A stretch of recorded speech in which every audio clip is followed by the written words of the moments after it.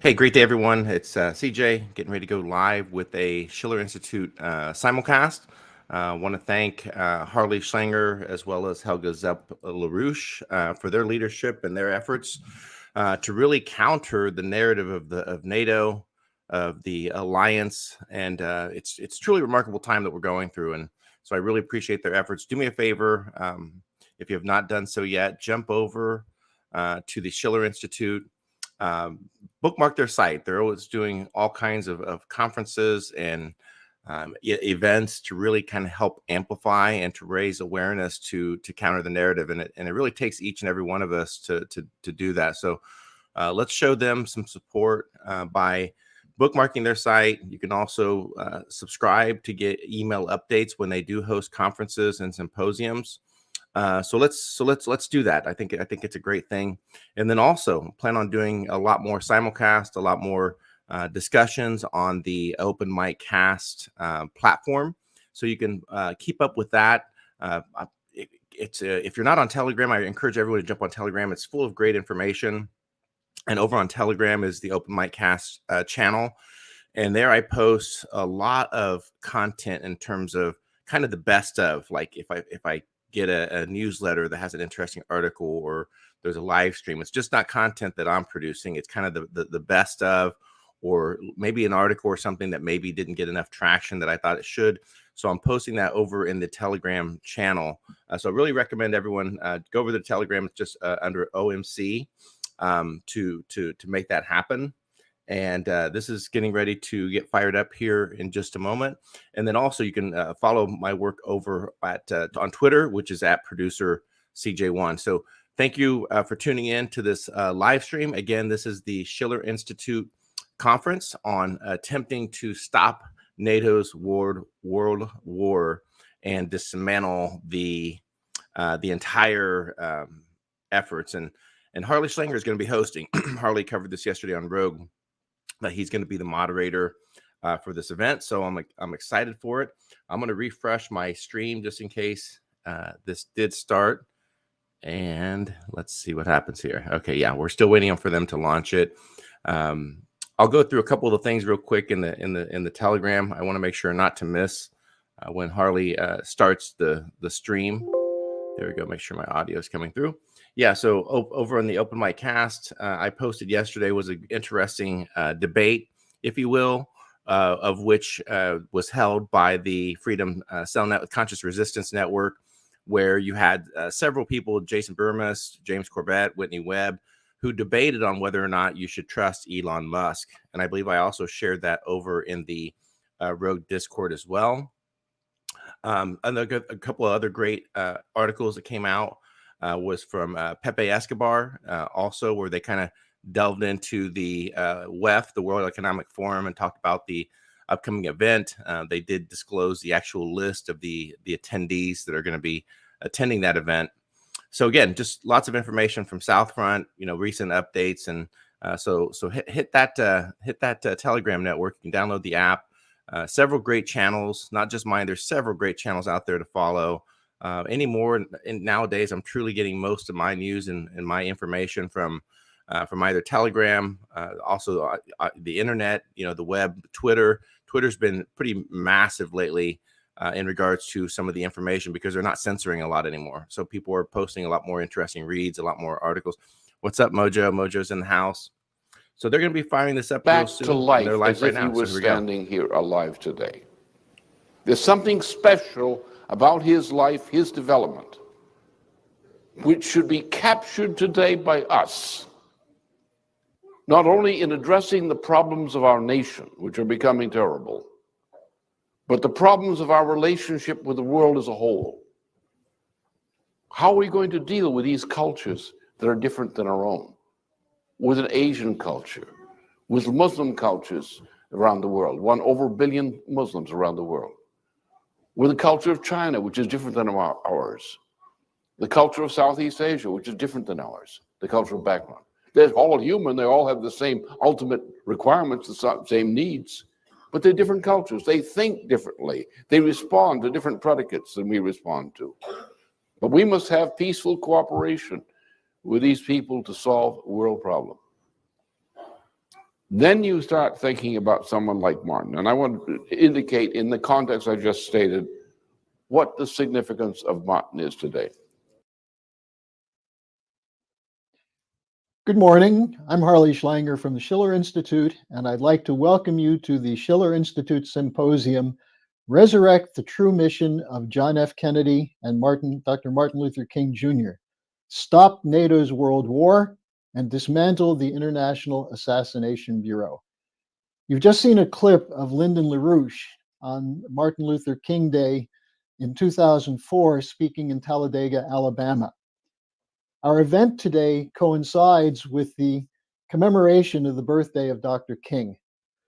King once stated that, quote, "The choice is no longer between violence and nonviolence.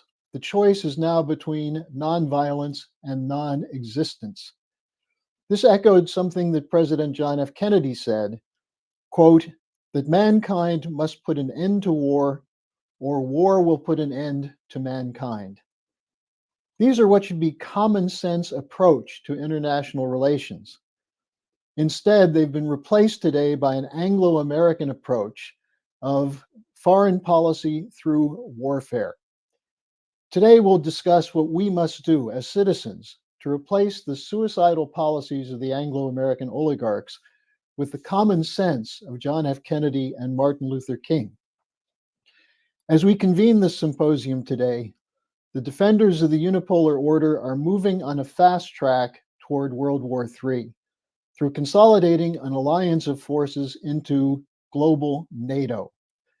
This is not a defense of democracy, no matter how much they shout that out, but a continuation of the efforts since the end of World War II, and especially since the assassination of John F. Kennedy nearly 60 years ago, to maintain a system of parasitical looting on behalf of the interests of primarily Anglo-American corporate cartels, sometimes identified as the military-industrial complex. Last week, it was announced that there will be a virtual union of the European Union and NATO. At the same time, a British and Japanese agreement and talks between US officials and Japanese officials demonstrate the intent to contain or prepare for a war against China in the Pacific region.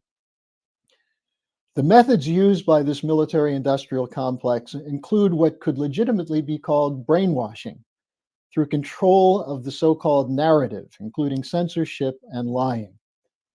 It also includes the launching of color revolutions, war, sanctions, and an assassination bureau. The existence of an assassination bureau is well known among intelligence professionals who have worked to ridicule as conspiracy theory any discussion of its existence. That's one of the reasons for the slander and persecution of LaRouche, his efforts to bring this truth into the open. In April 1981, Executive Intelligence Review, seen here on the screen, his magazine, produced a story on Permindex, Britain's International Assassination Bureau. I had the honor of delivering this package to the former New Orleans District Attorney Jim Garrison on behalf of Mr. LaRouche, as Garrison was one of the few people with the courage to investigate the story. His efforts were immortalized in Oliver Stone's film, John F. Kennedy, JFK. Today, we're going to take a look at the true history of this period and what is needed from you, the citizens of sovereign nations, to put humanity on an alternative path towards peace and mutually beneficial development. Helga Zepp-LaRouche has defined this as a mission to establish a new security and development architecture and has drafted a paper on 10 principles to add to this discussion. Our intent is to increase the public awareness not only of the danger that this war will expand and possibly become a nuclear war, but there is an exit ramp off the highway towards nuclear war. It's not that the agenda of this network of corporate war hawks and neoliberals is unknown. It's that too many people remain silent. Today, we're going to be joined by a distinguished panel of speakers almost all of whom have been targets of this establishment. After our first group of speakers, we'll have time for discussion and hopefully questions from the audience, and you can send us your questions at questions@schillerinstitute.org. Our first speaker will be my longtime colleague and friend, Dennis Speed, who's been a leader of the LaRouche movement for 5 decades. Dennis? Hello, Harley. We have reversed roles today. I want to thank everybody for attending this morning from around the world, and begin with some thoughts both about Martin Luther King, but more about us. A time comes when silence is betrayal. In the face of today's march toward thermonuclear war, the truth must be told about the International Assassination Bureau that kills American and world leaders, including today. When Franklin Delano Roosevelt, on March 4th, 1933, pronounced his famous admonition that the only thing we have to fear is fear itself, nameless, unreasoning, unjustified terror, which paralyzes needed efforts to convert retreat into advance. He had just survived an assassination attempt in Florida on February 15th of 1933. This was an attempt which killed the mayor of Chicago instead.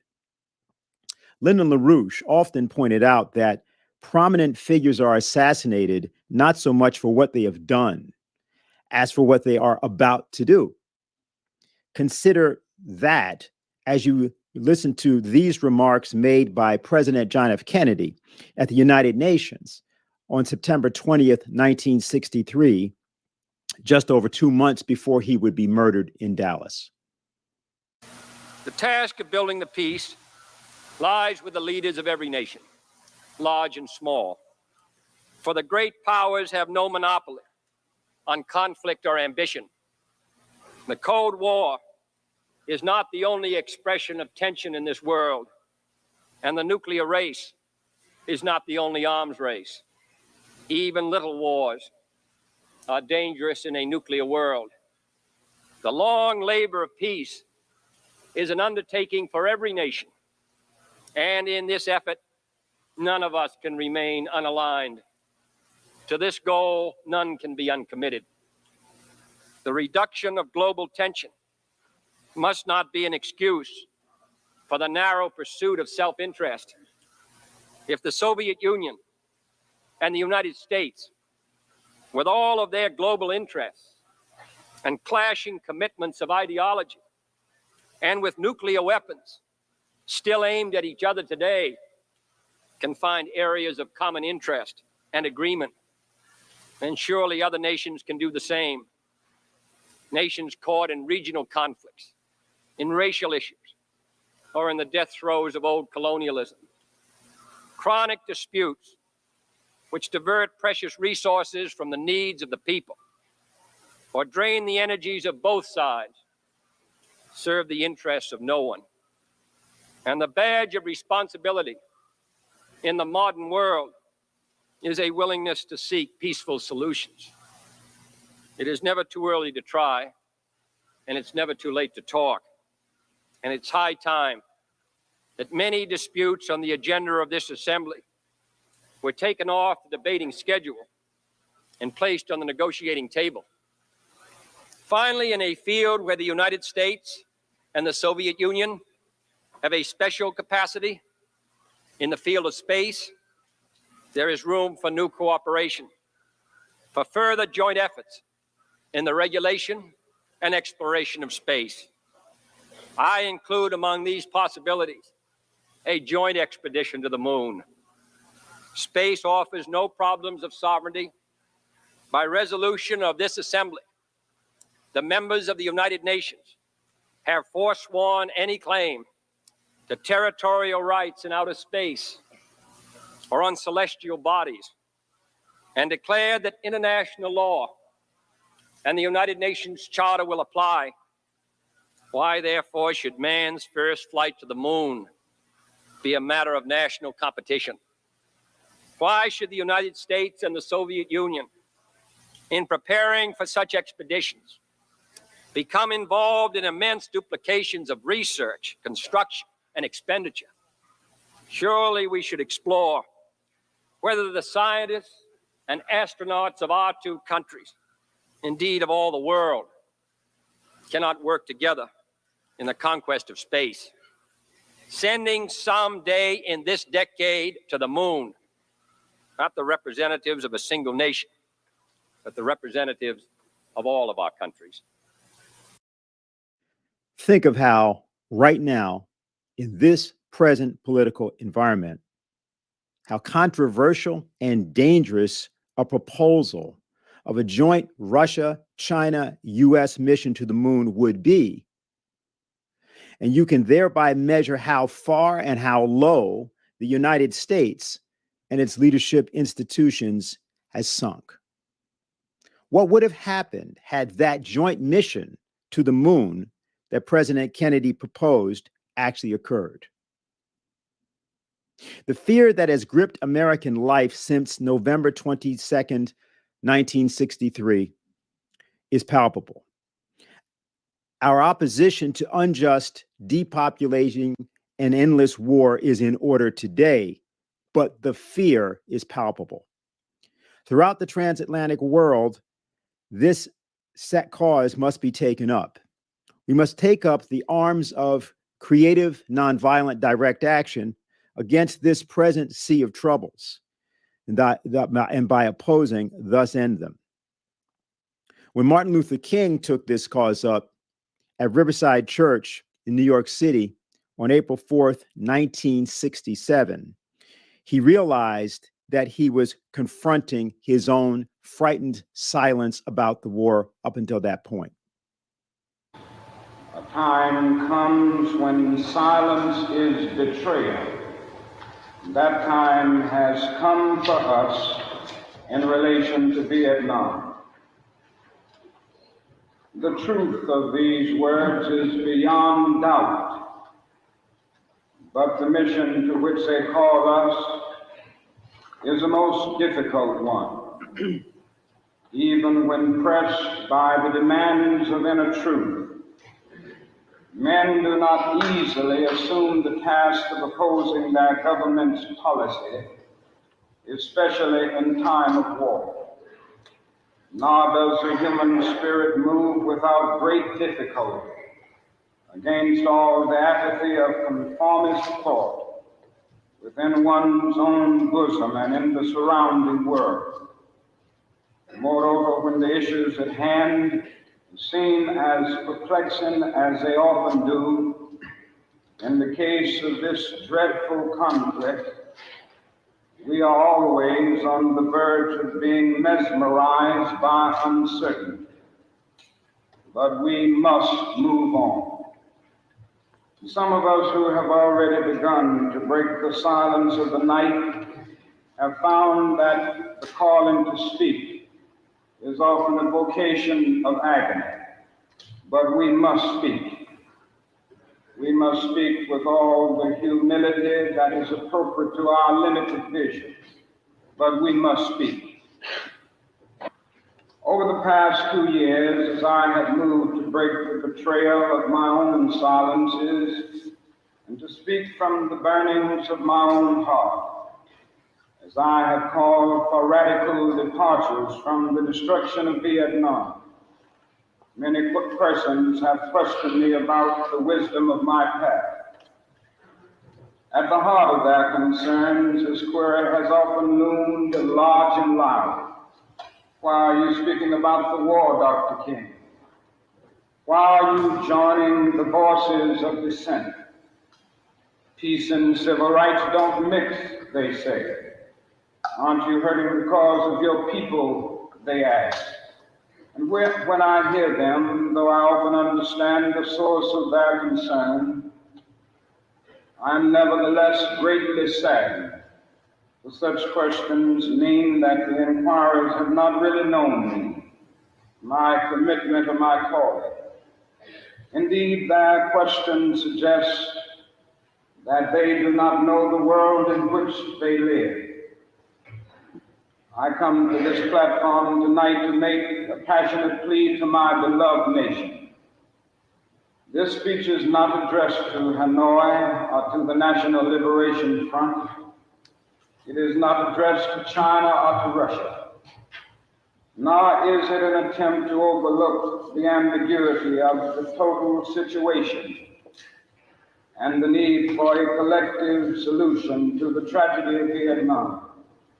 Neither is it an attempt to make North Vietnam or the National Liberation Front paragons of virtue, nor to overlook the role they must play in the successful resolution of the problem.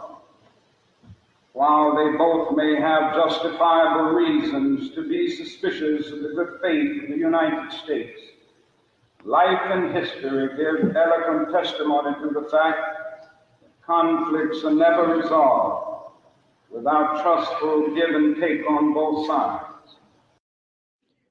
As King indicated, he would not make a butchery of his own conscience in the face of nameless, unreasoning, unjustified terror that would paralyze his needed efforts to stand up against unjust war, such as that in Vietnam then or that in Ukraine today. King took the road that Hamlet refused to take to save his kingdom of Denmark. King took the narrow path, the path of Gethsemane, to save the American Republic. A popular misinterpretation of Shakespeare's play Hamlet is very widespread. Hamlet is seen as a tragic figure, and the tragedy seems to be, to the credulous, to revolve around him. That is incorrect. Rather, it is Denmark which is tragic, not Hamlet, and it is Hamlet's acquiescence to the popular opinion and going along to get along in Denmark. To understand the difference, consider Lyndon LaRouche's discussion of the content of the character of Martin Luther King. Martin was truly a man of God. Truly. In a way that very few people are actually able to realize in their lifetime.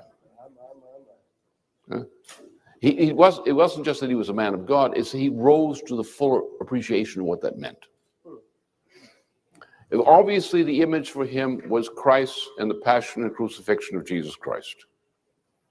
That was his source of strength. He lived that.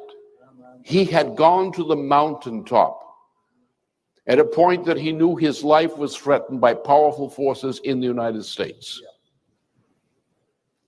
And he said, I will not shrink from this mission, even if they kill me. Just as Christ said, and I'm sure that was in Martin's mind at that point. The passion and crucifixion of Christ is the image which is the essence of Christianity. It's an image, for example, in Germany or elsewhere where the Bach St. Matthew Passion is performed. It's a performance approximately. In those 2 hours, the audience, the congregation, the singers, the musicians relive in a powerful way the passion and crucifixion of Christ. And this has always been important, to relive that, to capture the essence of what Christ means for all Christians. And Martin showed that.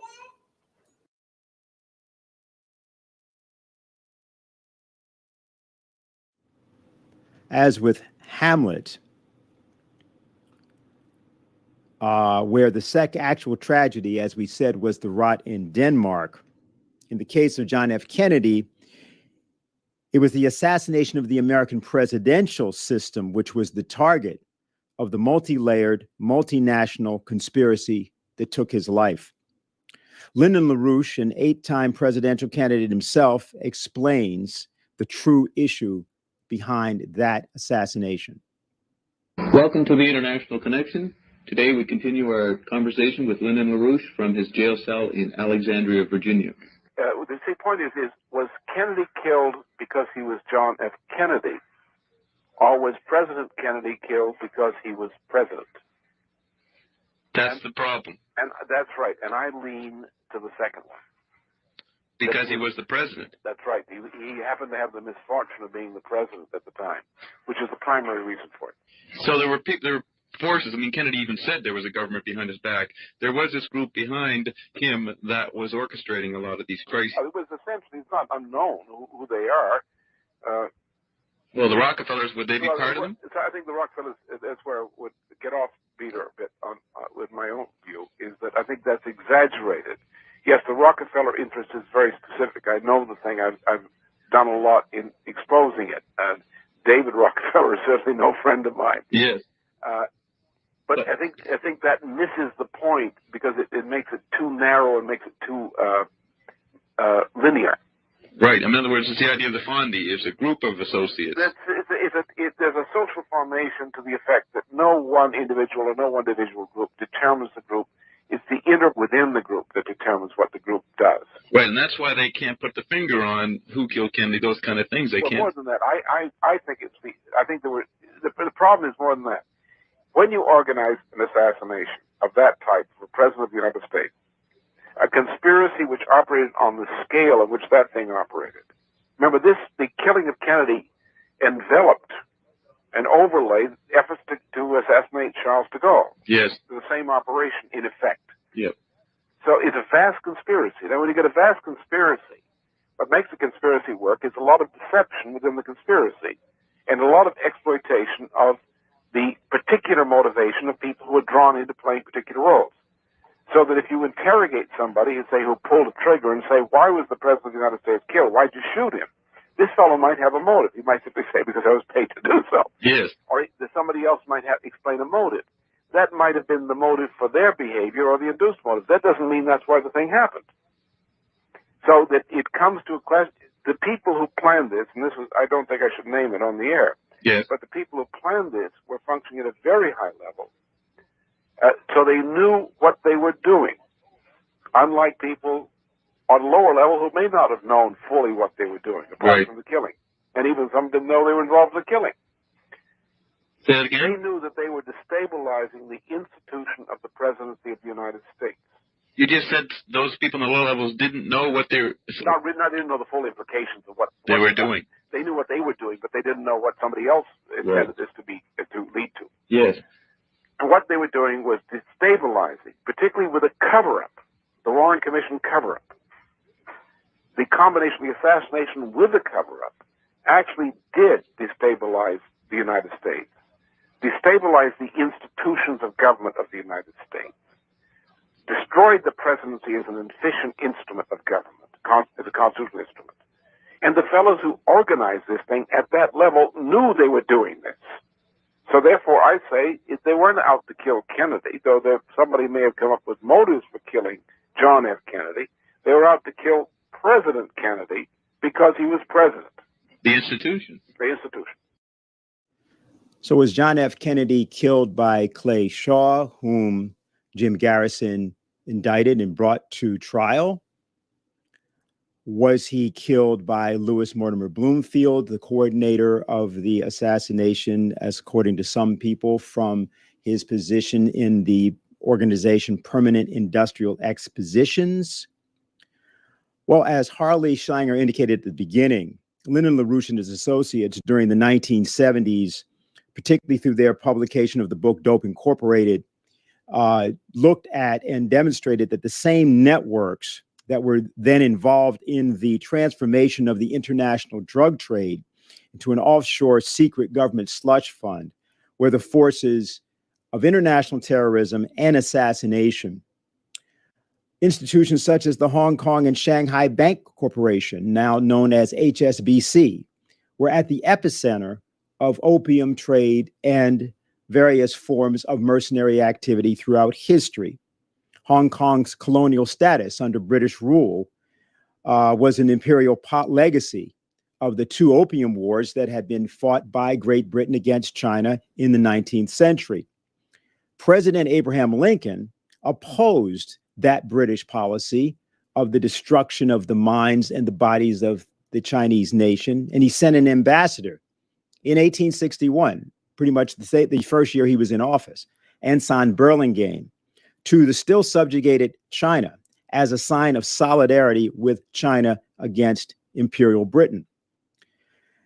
In that same war, one of the closest of American allies was the nation of Russia and its Tsar Alexander II, who famously sent a fleet to both New York and San Francisco harbors in order to allow the Union side in the American war to continue its interdiction of traffic coming from Great Britain and from France to the south. Lincoln, of course, was assassinated in a conspiracy for which 4 people were hanged, and John Wilkes Booth, of course, was also apprehended and died.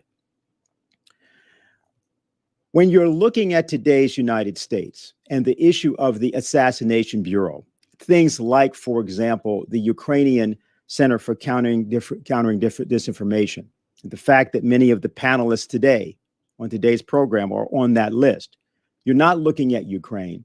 You're not even looking merely at NATO. You're looking at an international assassination bureau, which has never been brought to light. It is in that cause that we are here assembled today, and we are attempting to give you a picture, a perspective on an America and on a world that you've never been given before. We think that Martin Luther King, John F. Kennedy, Malcolm X, Robert Kennedy, and others would deserve no less and expect no less. Thank you, Dennis. For those just joining us, this is a Schiller Institute symposium today, Resurrect the True Mission of JFK and Dr. Martin Luther King Jr., Stop NATO's World War, and Dismantle the International Assassination Bureau. Our next speaker is someone who has lived in this world of covert operations, of intelligence. He's Ray McGovern, a former CIA analyst, a presidential briefer, a co-founder of the Veteran Intelligence Professionals for Sanity, and a dedicated warrior for truth and peace. Ray, the floor is yours. Thank you, Harley. I want to start with a quote from Dr. King. Has relevance to what's happening in providing billions and billions and billions of dollars worth of arms to Ukraine. Quote, when profit motives are considered more important than people, the giant triplets of racism, materialism, and militarism are incapable of being conquered. End quote, Dr. King. Now, the original sin of our great country, the United States of America, is racism. It was true years ago when Dr. King was assassinated, and it's true now. It's at play not only in the United States, but on the world scene. You know, I was only 6 years old when the US bombed Hiroshima and Nagasaki when it was not necessary to do so. Most people don't realize that President Truman was a racist through and through, always referred to African Americans with the N-word. He had only one ally in urging him to bomb Hiroshima and Nagasaki. All the 5-star generals who had prevailed in World War II, just about to end, were against it, vehemently against use of the atomic bomb. I'm talking about Eisenhower, I'm talking about MacArthur, I'm talking about Admiral Halsey in the Pacific. All of them 5 stars, really upset that anything like this was even contemplated. The only person that agreed with President Truman was a fellow named Jimmy Burns. Now, Jimmy Burns came from South Carolina, and I want to play a little clip that will show you pretty graphically another fellow from South Carolina and what he thought about the Oriental. Bear in mind now that with respect to the Oriental, just this week, Congress, the U.S. Congress, passed a law authorizes a special select committee on China, on the yellow peril. To understand China, not really. It was just sort of regular intervals to show how wicked China is, even though, in my view, China would just as much appreciate and just as much favor a win-win situation. That's not in the cards with our racist government. May we have that clip, please? It's only 5 minutes. Please pay attention to the very end.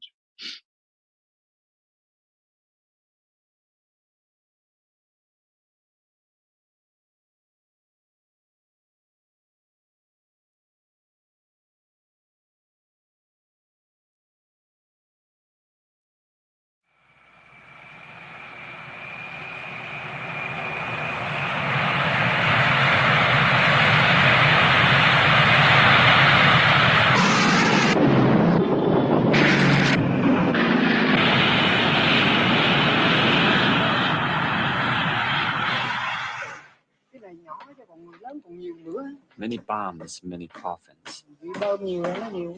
These are for children. 800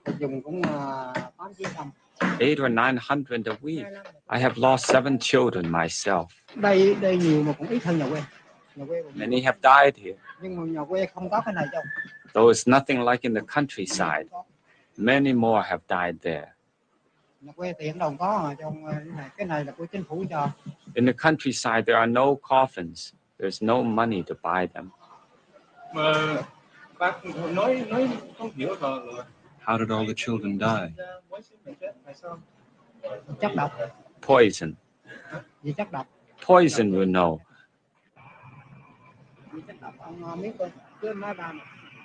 These planes keep spouting and spraying the stuff, and so many people have died. It seems to destroy their intestines.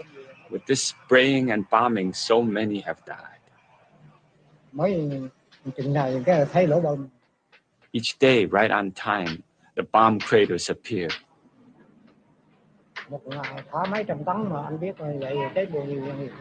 Hundreds of tons are dropped each day.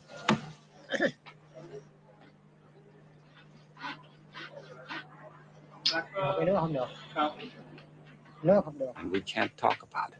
We can't talk about it because we are afraid of the government. It can be described much like a singer doing an aria, that's totally into what he's doing, totally feeling it. He knows the aria, and he's experiencing the aria, and he knows his limits, and he knows whether he's doing it and doing it well. Flying an aircraft can be a great deal like that. What's a race driver feel like? One is a guy want to drive an Indianapolis 500, go charging around there. I guess perhaps the risk of dying, being killed is part of it that makes it thrilling. I can tell when the aircraft feels just right. I can tell when it's about to stall. I can tell when I can't pull another fraction of a pound, or the airplane will stall, flip out, and spin on me. I would follow a little pathway on something like a TV screen in front of me that would direct me right, left, or center. Follow the steering, keep the steering symbol centered. I'd see a little attack light when we stepped into attack. I could pull the commit switch on my stick, and the computer took over.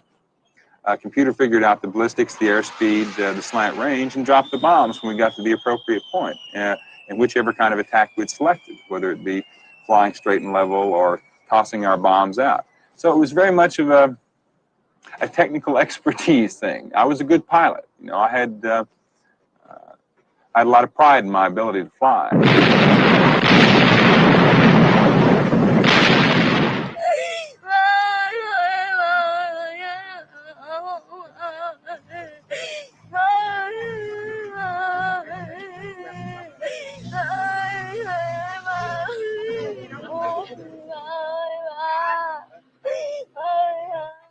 Well, the Oriental doesn't put the same high price on life as does the Westerner. Life is plentiful, life is cheap in the Orient. And as the philosophy of the Orient expresses it. Life is not important.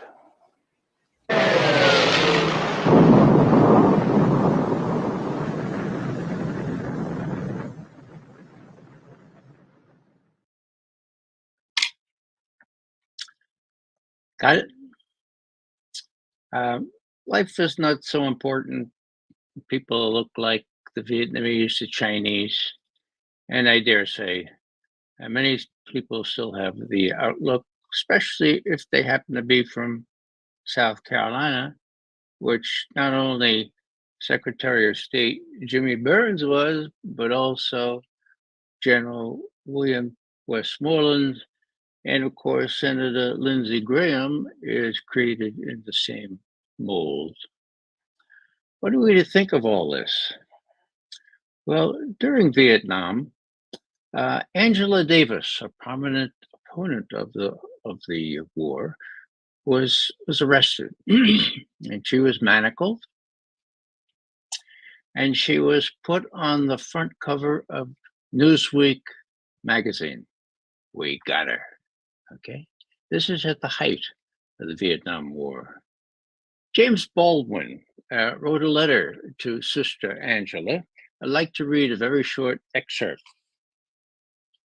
An open letter to Sister Angela Davis, November 19, 1970. Dear Sister, one might have hoped that by this hour, the very sight of chains on black flesh would be so intolerable a sight for American people and so unbearable a memory that they would spontaneously rise up and strike off the manacles. But Americans appeared to measure their safety in the chains and corpses of others. And so, Newsweek puts you on its cover. Chained. I continue. You look exceedingly alone, Angela, as alone, say, as the Jewish housewife in a boxcar headed for Dachau, or as any one of our ancestors chained together during the ocean passage. Finally, I continue quoting James Baldwin. Let me put it this way. As long as white Americans take refuge in their whiteness, they will allow millions of other people to be slaughtered. So long as their whiteness puts so sinister a distance between their own experience and the experience of others, they will never feel themselves sufficiently worthwhile to become responsible for themselves. End quote. Let's fast forward to Memphis. On the night before Dr. King was assassinated, James Lawson, who is the epitome, the advocate of nonviolence, he told a little story to a few of us who are doing a retreat at the Alex Haley Farm in Tennessee about 8 years ago. He said when he was a little boy, his mother had schooled him in nonviolence. And one day he came home from school, he had a very guilty conscience, and mother sensed that. She said, "What's the matter, Jimmy?" And he said, "I hit somebody really hard because he would deserved it." And my mother said Dr. Lawson, my mother said, "Now, Jimmy, think about it. What good did that do?" James Lawson became the epitome for nonviolent advocacy, and it was he who invited Dr. King down to Memphis. Memphis was in real trouble. The night before Dr. King was killed, he made an extremely important speech. And one of the things he said was this: I quote, "We have difficulties ahead, but it really doesn't matter with me anymore.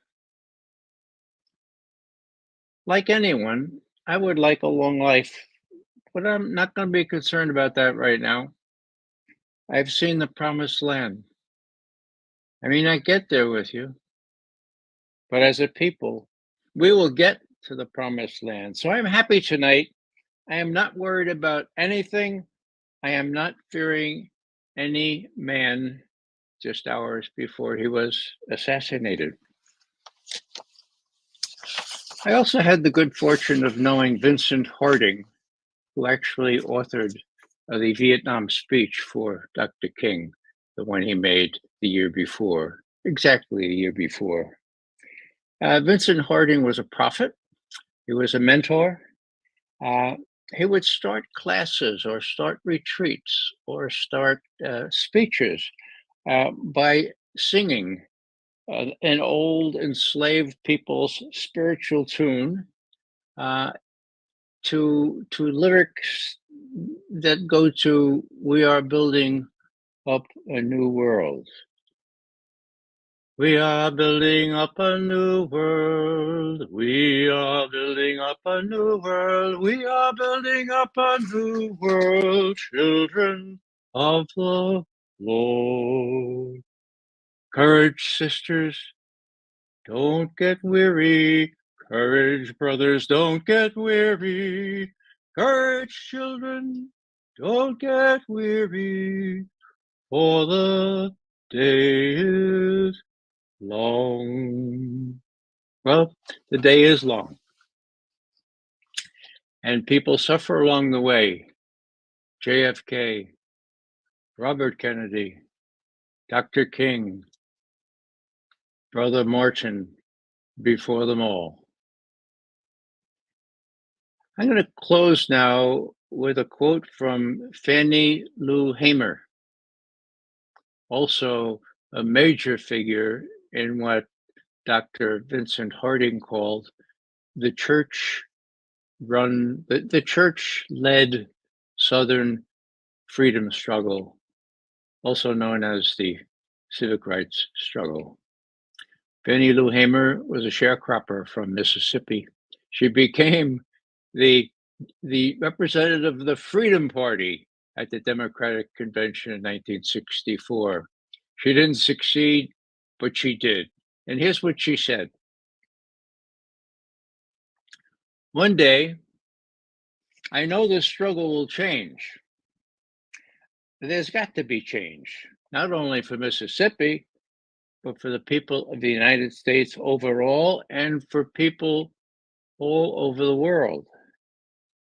Sometimes it seems," says Fannie Lou Hamer, "that to tell the truth today is to risk being killed. But if I fall, I'll fall 5 feet 4 inches forward in the fight for freedom. I'm not backing off." I hold that up as an example. I might not see the promised land either, but if I fall, I will fall 5 feet 11 inches forward in the fight for freedom. I'm not backing off. Let's none of us back off. Thank you very much. Thank you for that, Ray, as always. For those just joining us, this is a Schiller Institute Symposium, Resurrect the True Mission of John F. Kennedy and Dr. Martin Luther King, Stop NATO's World War, and Dismantle the International Assassination Bureau. Our next speaker will be the founder and chairwoman of the Schiller Institute, who's known internationally for her fight for replacing this current corrupt and collapsing world order with one of justice and a new security and development architecture. Helga Zepp-LaRouche. Helga? Hello. Well, as we commemorate the day of Martin Luther King, it is important to reflect upon the question is if his method of nonviolence is still relevant today at a moment where the world clearly faces the danger of nuclear war. Now, Nehru, when he was asked, if that method would be still valid in front of nuclear weapons, he said, absolutely. What other violence, is there not a worse violence than that of nuclear weapons? Now, the question one has to ask, is why is it that, for example, the German government seems to be completely in the grip of those warmongers who are driving the escalation with Russia and hopefully not soon with China, even so there are some who also would want to do that. And what are they doing? It is so much against the German self-interest. Now, in the context of what has been discussed so far, I think what happened about a little bit more than 30 years ago absolutely is the clue of why the German economic and political system right now is not functioning, why we don't have a leadership in government which would preserve self-interest of Germany. One has to look back in the period of the late 70s, where less than in a year, from April 1977 to March 78, there was a wave of assassination in Europe, but many of those in Germany, by the so-called Red Army faction, the Baader-Meinhof gang.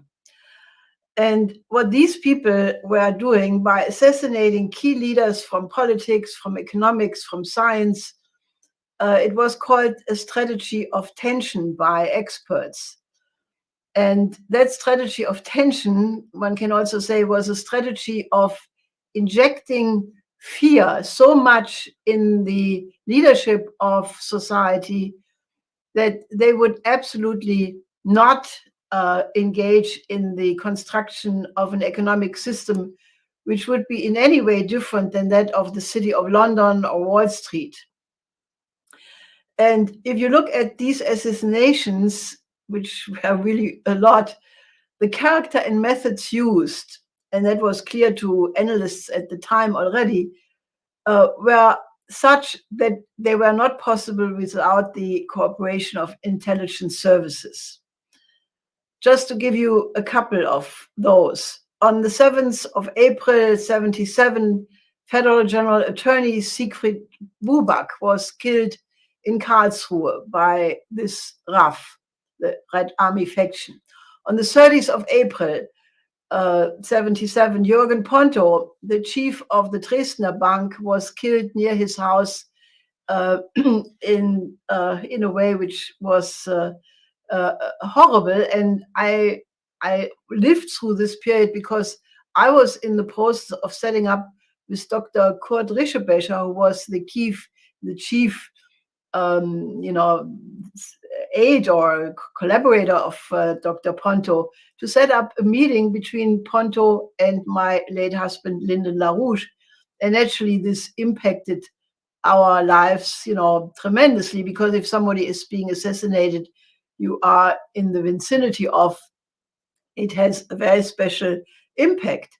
Then on the 16th of March, 78, Aldo Moro, the chairman of the Christian Democracy in Italy, was first kidnapped, then assassinated.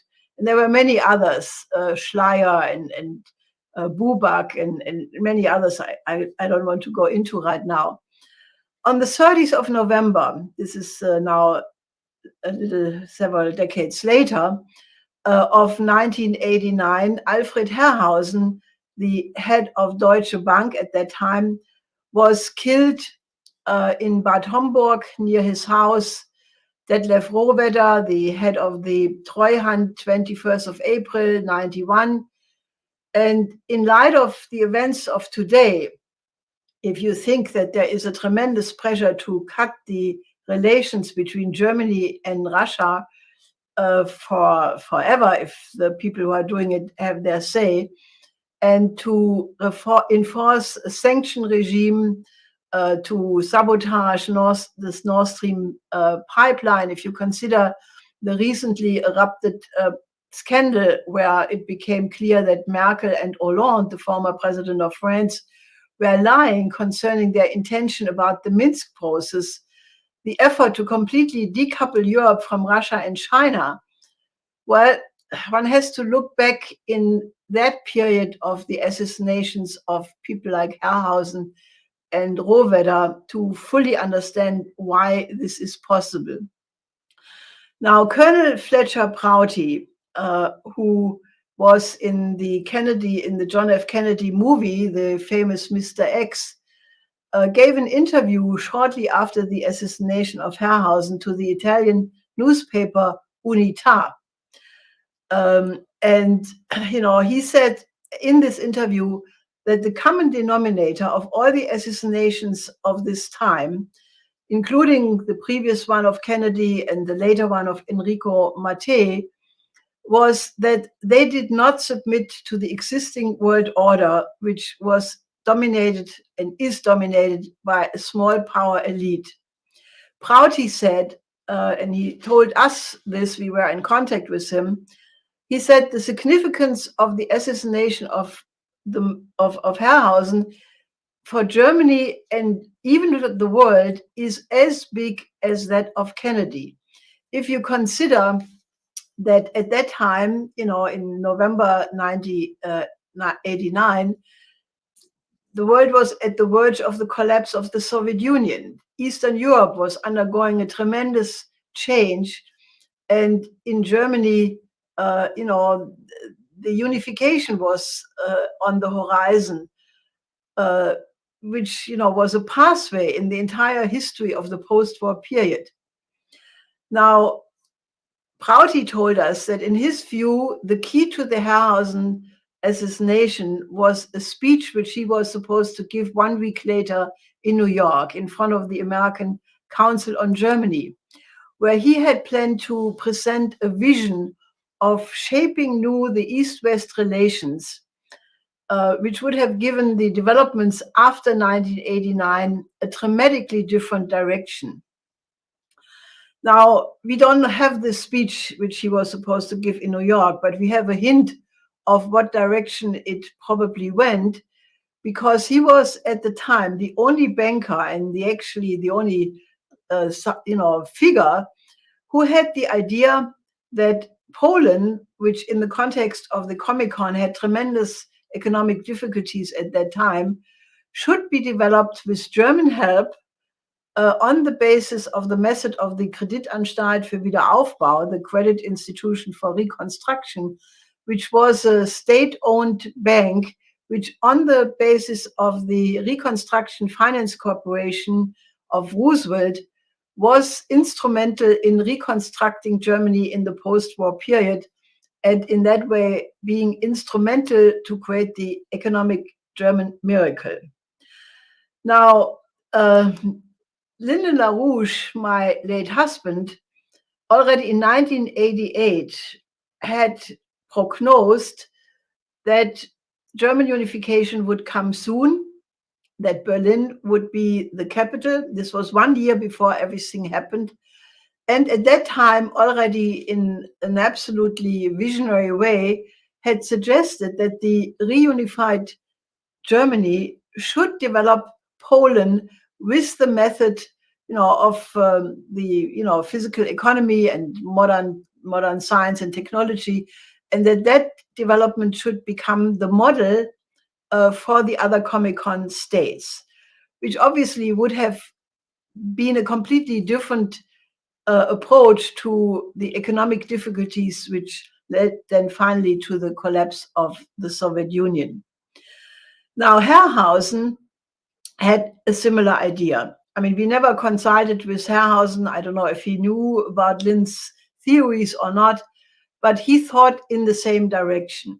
Herrhausen also, already in 1987, in a meeting with the Presidium of Deutsche Bank, reported how deeply impressed he was about his discussion with Mexican President Miguel de la Madrid with whom he discussed the debt crisis in the developing countries, which was, getting really, really very acute. And Herrhausen said that this situation did not allow to be silent about it any longer, and one had to think about a partial debt relief. Now, it is reported in various books and even a TV program that he earned a storm of rejection from his colleagues. There is a program of the Arte TV, which was sent in the 18th of November 2002 about Herrhausen. And in that, they report that a Catholic priest who was a close friend of Herrhausen, he reports that Herrhausen told him that he no longer could cover up for a system where a few people make gigantic profits and a large number of the human species does not make it. He said this system could not prevail, and therefore he was in favor of debt relief. Now, that was obviously already the cardinal sin which would cost him his life. So on November 28th, about, a little bit more than 2 weeks after the Berlin Wall had come down, Helmut Kohl published his famous 10-point program, which was a proposal for the confederation of the two German states. It did not yet talk about unification, it talked about a confederation. And, this was probably the only baby step a German chancellor made in the post-war history in the direction of sovereignty, because he announced this 10-point program without discussing it either with his coalition partner Genscher nor the Allies. Now, 2 days later, on November 30th, Herrhausen, who was probably the best and closest advisor of Helmut Kohl, got killed. Now, it was generally understood among leading layers in Germany at the time that this was a message saying, don't dare to go in the direction of a sovereign German policy. Now, a few days later, at an EU meeting in Strasbourg, everybody started to attack Kohl for that 10-point program. And Kohl reported later that this meeting in Strasbourg were the blackest hours of his life. Now, what happened subsequently was, that Germany was forced to give up the D-Mark, follow the dictate of the financial oligarchy, accept the euro, give up the D-Mark, and basically submit to the Maastricht dictate, which is basically was the idea to contain Germany in the supranational structure of the EU Commission. And therefore, basically the unique chance which German unification represented was gone. At that time, there was the chance to create a peace order, because when the Soviet Union collapsed, there was no more enemy. You could have rearranged the world. You could have integrated Russia into the NATO, which Russia had even suggested at some point. You could have created a new security architecture, which would have been the basis for peace. Now, the LaRouche movement, proposed first the productive triangle, which was the idea to integrate the economic realm between Paris, Berlin, and Vienna. And when the Soviet Union collapsed in 1991, we extended that program into the Eurasian land bridge, which then became many years later the new Silk Road, and today is the Belt and Road Initiative. But that could have been in 1991 already the basis for a new peace order. But that was not what the powers to be wanted. We remember Margaret Thatcher, the evil witch, who called Germany at that time the Fourth Reich. Now, Kohl, was not a new Hitler. This was absolutely absurd, but, she did not like the German unification. Mitterrand, we only know from Jacques Attali, the advisor of Mitterrand, that supposedly Mitterrand threatened Germany with war if they would go in the direction of not accepting the euro. Well, what was the game? by all means wanted to prevent that a sovereign, unified Germany would engage in a partnership with Russia. There was a study of the CIA in 1991, which said that the Russian scientists were better educated and the Russian labor force was better educated than that of the United States, that Russia had more raw materials, and therefore the economic development of Russia had to be suppressed, or else they would develop a competitor on the world markets which could not be contained.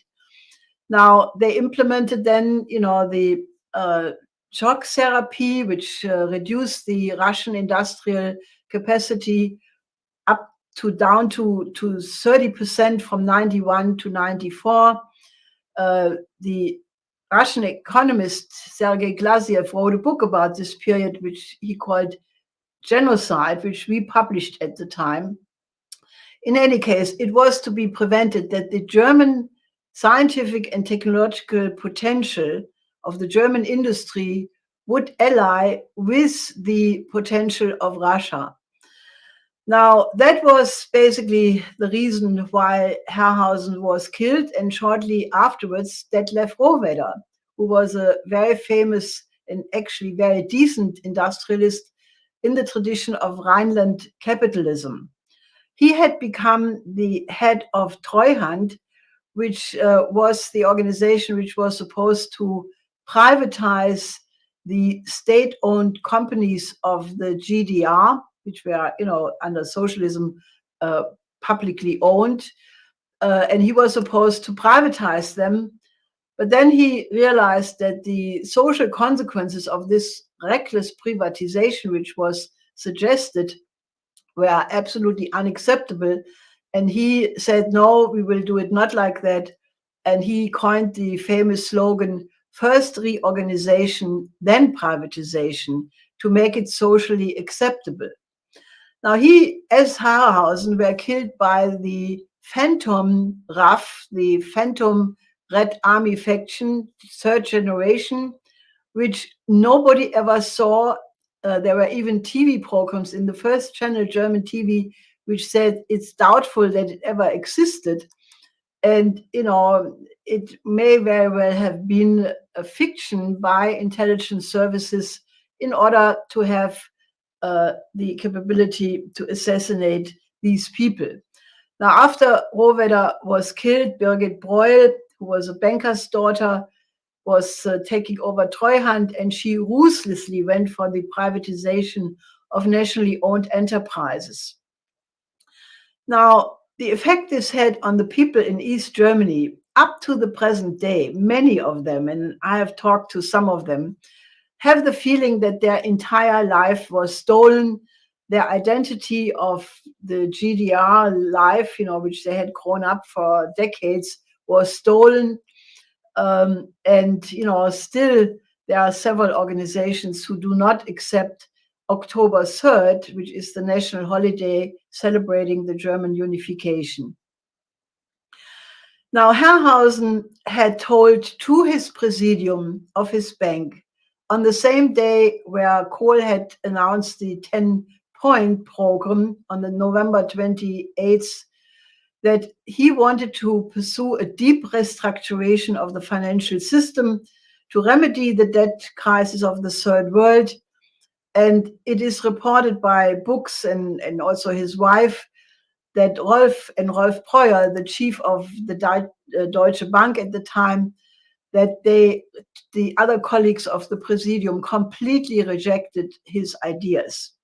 Mrs. Herrhausen reports that her husband came home completely depressed this evening, and in the morning before the assassination, Herrhausen said, "I don't know if I will survive this." An hour or so later, he got killed. So what happened basically is that the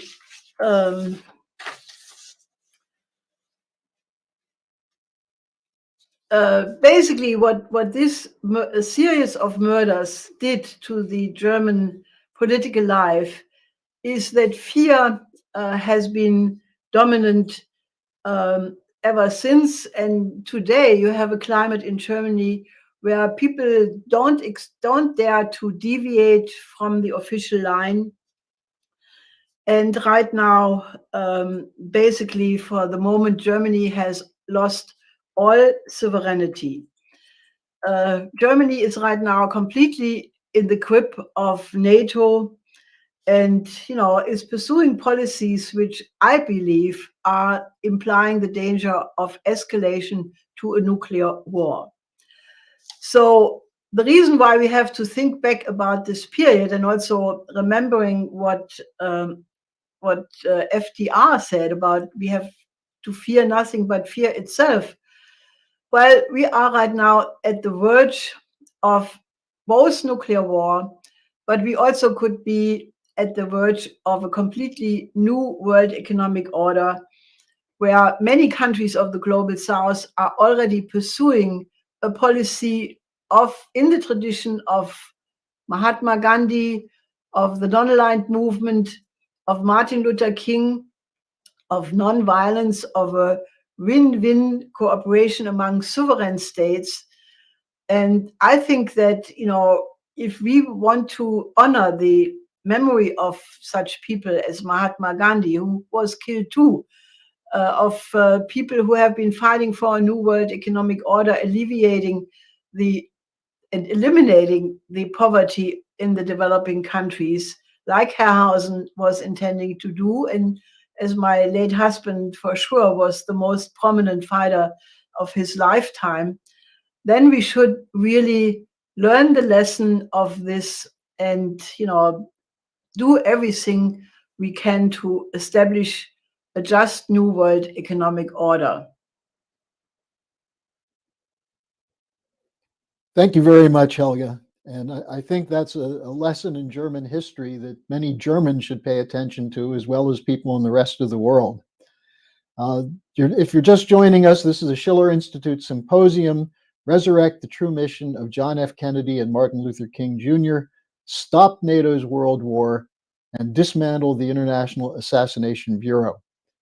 Our next speaker is Cliff Kirikoff. Cliff is an author, an educator, a professor, former senior staff member of the Senate Committee on Foreign Relations, and an expert on the international terror networks that are deployed for assassination. So, Cliff, the floor is yours. Thank you very much, Harley. It's great to be with you, and thank our viewers for watching. Today I'll have some brief remarks, less than 10 minutes, I hope, and focuses on globalists and world politics, the new fascism that we're confronting today around the world. And who are we talking about, the globalists? Principally, we're talking about high finance, bankers, and big business. These transnational elites forming a transnational oligarchy. And this transatlantic oligarchy is the major part of that structure. Next week, our globalists are meeting in Davos, Switzerland, for the World Economic Forum, and you can follow it a little bit, perhaps in the local press or on the internet. This is a consensus-building mechanism for the global elites. There will be high-level American officials participating, as well as other American representatives. These consensus-building mechanisms, like the WEF, build consensus for policy, internal policy, domestic policy, as well as foreign policy and international policy, military policy, foreign policy. So this is policy-oriented. There are other such mechanisms, the Bilderberg Group, the Trilateral Commission, Le Cercle Pinet, and a number of other organizations that coordinate and build consensus for policy among these global elites. I'd like to talk briefly and introduce a little bit of historical context. Helga got us through the 70s and 80s really well, and 90s. I'd like to go back to the 19th century and European intellectual currents that actually formed the basis for fascism in the 20th century. Some of these ultra-conservative intellectual currents included Joseph de Maistre, de Bonald, Friedrich Nietzsche, etc. Napoleon himself constructed a police state very carefully. So the background for the 20th century fascism, we can see beginning in the 19th century, which we need to bear in mind. Back then, in this era, late 19th century, into the 1920s, 1930s fascism, there was a shadowy group of high-level, high finance and businessmen formed clubs, and behind this ideology called Synarchy, which they called it. That's the opposite, in their view, of anarchy. They didn't want anarchy or communism or any other form that they couldn't control, politically control. So they developed intellectual ideas, concepts, and techniques for imposing synarchy, that is to say, a controlled society. Orwell, of course, talked about that in his 1984 book, this idea of a controlled society, just what the folks at Davos will be talking about next week. The development of the Synarchy movement was a secretive movement in Europe and formed the basis of various fascist formations in Europe in the 1930s. France was a key actor in the Synarchy movement.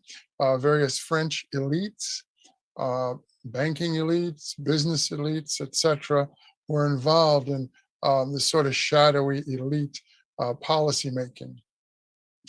They also had links to Nazi Germany, and they had further links to the United Kingdom, particularly the Fabian Society in England, another shadowy kind of group. So what we see then developing in the 1920s, 1930s are intellectual trends supporting fascist politics. And of course, World War II, we fought to oppose that and end it.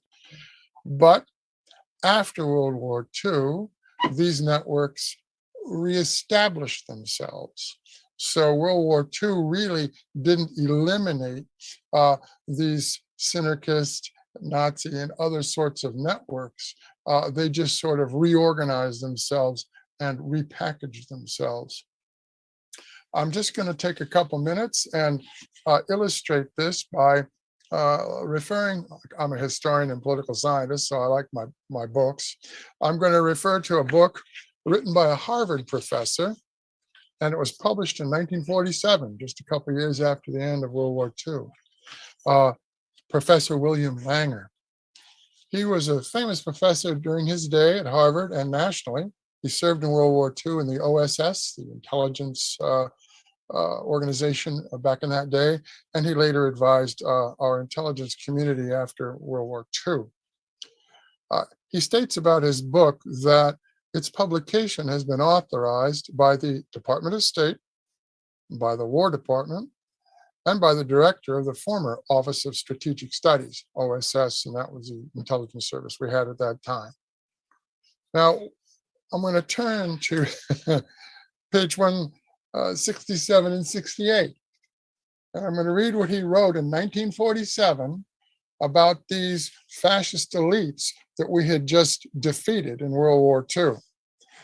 And he's talking about the policy of collaboration of a famous Frenchman at the time.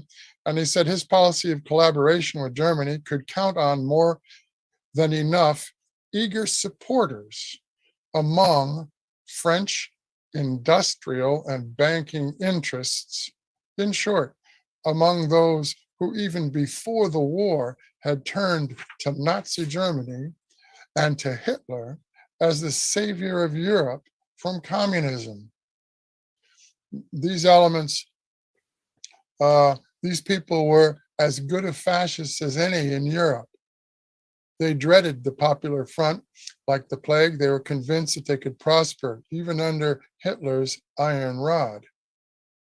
Many of them had long, extensive experience and intimate business relations with German interests and were still dreaming, wait for it, of a new system called Synarchy, which meant, according to Professor Langer, which meant government of Europe on fascist principles by an international brotherhood of financiers and industrialists. He said many important banking groups must be included in this category. And he named a number of French banking groups and pointed to a particular one, the Bank Worms, headed by a banker by the name of Hippolyte Worms, but also other banks, famous banks in France, top banks. I would point out that the Bank Worms was linked to the British through the Anglo-Dutch shell interests, but that's another story. Our own ambassador to London, Ambassador Biddle, himself said in early 42, this group of Synarchists should be regarded not as Frenchmen any more than their corresponding members in Germany should be regarded as Germans, for the interests of both groups are so intermingled as to be indistinguishable. Their whole interest is focused upon furtherance of their industrial and financial stakes. So next week, as you read the newspapers and check the internet for news about the World Economic Forum, you can Google it, and the literally hundreds, if not, I don't know, several thousand people who are meeting in Davos, Switzerland next year. Among that group are going to be, your inner circle, which we could call the Synarchists or the globalists, laying out policies that are to come. So with that, I'll conclude my remarks and just emphasize that Professor Langer was not imagining things. He was a leading figure in U.S. intelligence. For those in the French audience who are watching, I'll hold up my little book, Synarchie, maybe it's backwards in this, Synarchie by Geoffroy de Charnay, which was a pen name. And this little book was written in 1945, exposing these networks of businessmen and bankers. I would point out finally that one of the leading vectors of this Synarchist ideology in the United States became in New York City, of course, among the bankers in New York, was particularly the Lazard Bank, which was Lazard Fairbank in France. So what we see again is networking of businessmen and high finance, and then creating policies for the politicians under their authority, let's say, or under their influence. Thanks for listening. Thank you, Harley. Thank you, Cliff. And let me just add, besides bankers and industrialists, their role in shaping the intelligence community, which is extremely important. For those who have questions, we'll have a chance to take up some of the questions after the next two speakers. You can send them to us at questions@schillerinstitute.org. Our next speaker is going to be Claudio Celani, who is the editor of the Strategic Alert Service of the Executive Intelligence Review in Europe, and one of the leaders of the intelligence group we have in Wiesbaden, Germany. Claudio? Yes, hi, Harley. Can you hear me? Yes, I hear you fine, Claudio. So thank you for inviting me to speak this evening. It's evening here in Germany. I guess it's morning in the United States and afternoon in the rest of the world. The topic that Dennis invited me to speak about would require at least an entire day, which we, of course, we don't have. But I would invite all those who want to know more of what I'm gonna talk about to look at two articles which I have written and published in the EIR, and maybe David can show them. The first one is how the British killed the alliance between Kennedy and Mattei. Yes, there it is, which was published in June 5, in the June 5, 2009 issue of the EIR, number 22. And the next one is a 4-part series on the so-called strategy of tension in Italy, which is a long period of terrorist attacks in Italy, culminating with the assassination, with the kidnapping and assassination of Aldo Moro, the former prime minister. There is a red line that goes through these events, the Moro case, the Mattei case, the Kennedy case, the Martin Luther King case, and Herrhausen case. And it's not only the fact that we very often find the same agency which materially kills these people, these leaders. The PERM index has been mentioned, the Murder Incorporated, but not only the agency, but also the who gives the orders, and what the two policies are which are in conflict, the policy which these figures represented, and the policies of their enemies. So let's start with the case of Mattei and Kennedy. Until a few years ago, I was not aware of how similar these two leaders were and how close they were. Enrico Mattei is the most important political and economic figure in the post-war Italy in the 2 decades from 1943 to 1962, the year when he was assassinated. He was a partisan leader. He was a leader of the Catholic partisan groups in the resistance. And then he became a politician and economic manager. He was given the task soon after the war, he was given the task to liquidate the national oil company, which had basically no oil, no budget, nothing. But Mattei understood the importance of a national oil company, an agency that would provide the country with indispensable source of power for reconstruction and economic development. So he disobeyed the orders to liquidate this company, whose name was Agip, and instead built this up in a giant multinational. And he started with a trick. He told his government that he had found oil in the northern Italian plains, and he organized to put some oil on the ground and have the government leaders to come and see that, and therefore he was given then the permission actually to go ahead with his plans. So this was not true, but he soon discovered large gas fields in northern Italy, and by building a huge network of gas pipelines, Mattei provided cheap and abundant energy for the reconstruction in Italy. Then he turned towards oil-producing countries.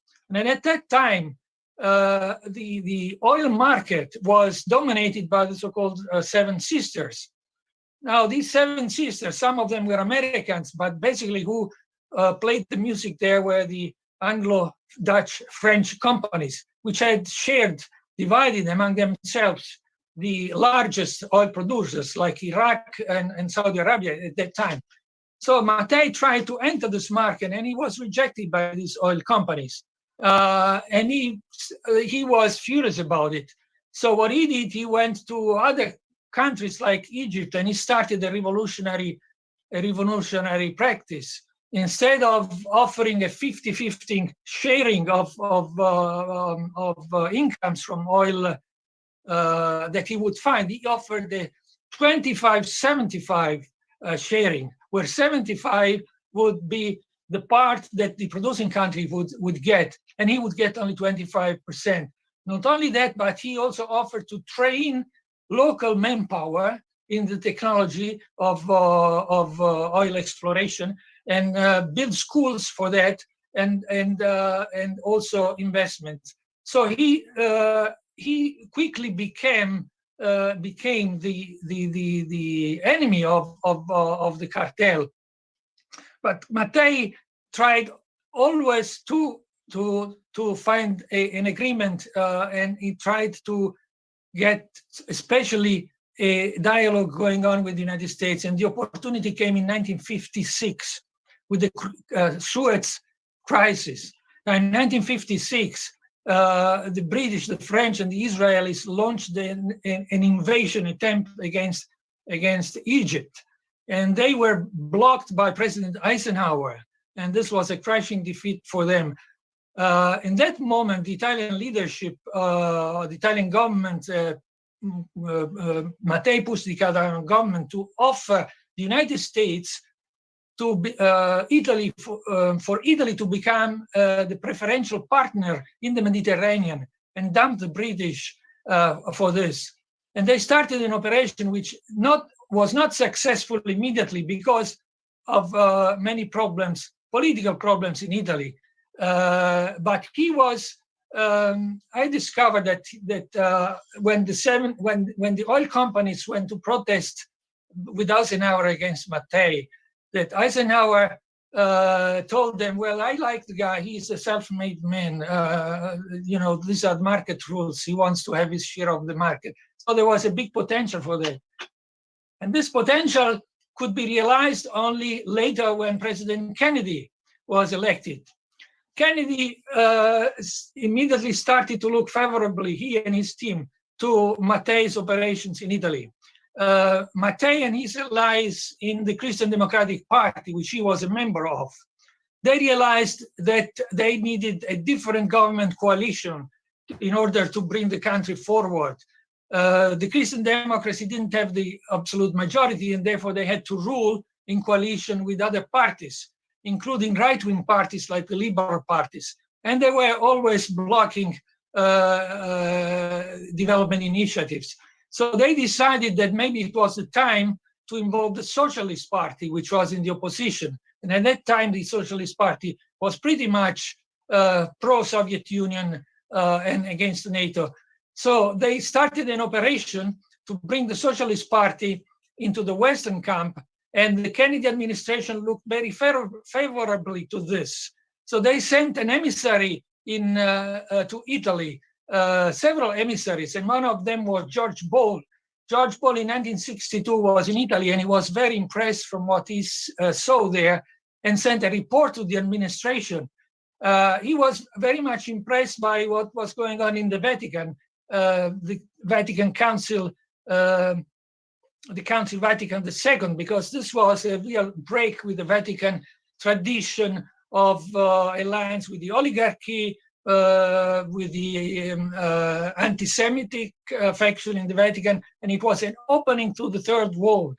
And the mastermind of that council, which had been launched by Pope John the 23rd, was Cardinal Montini, who then became Pope Paul VI.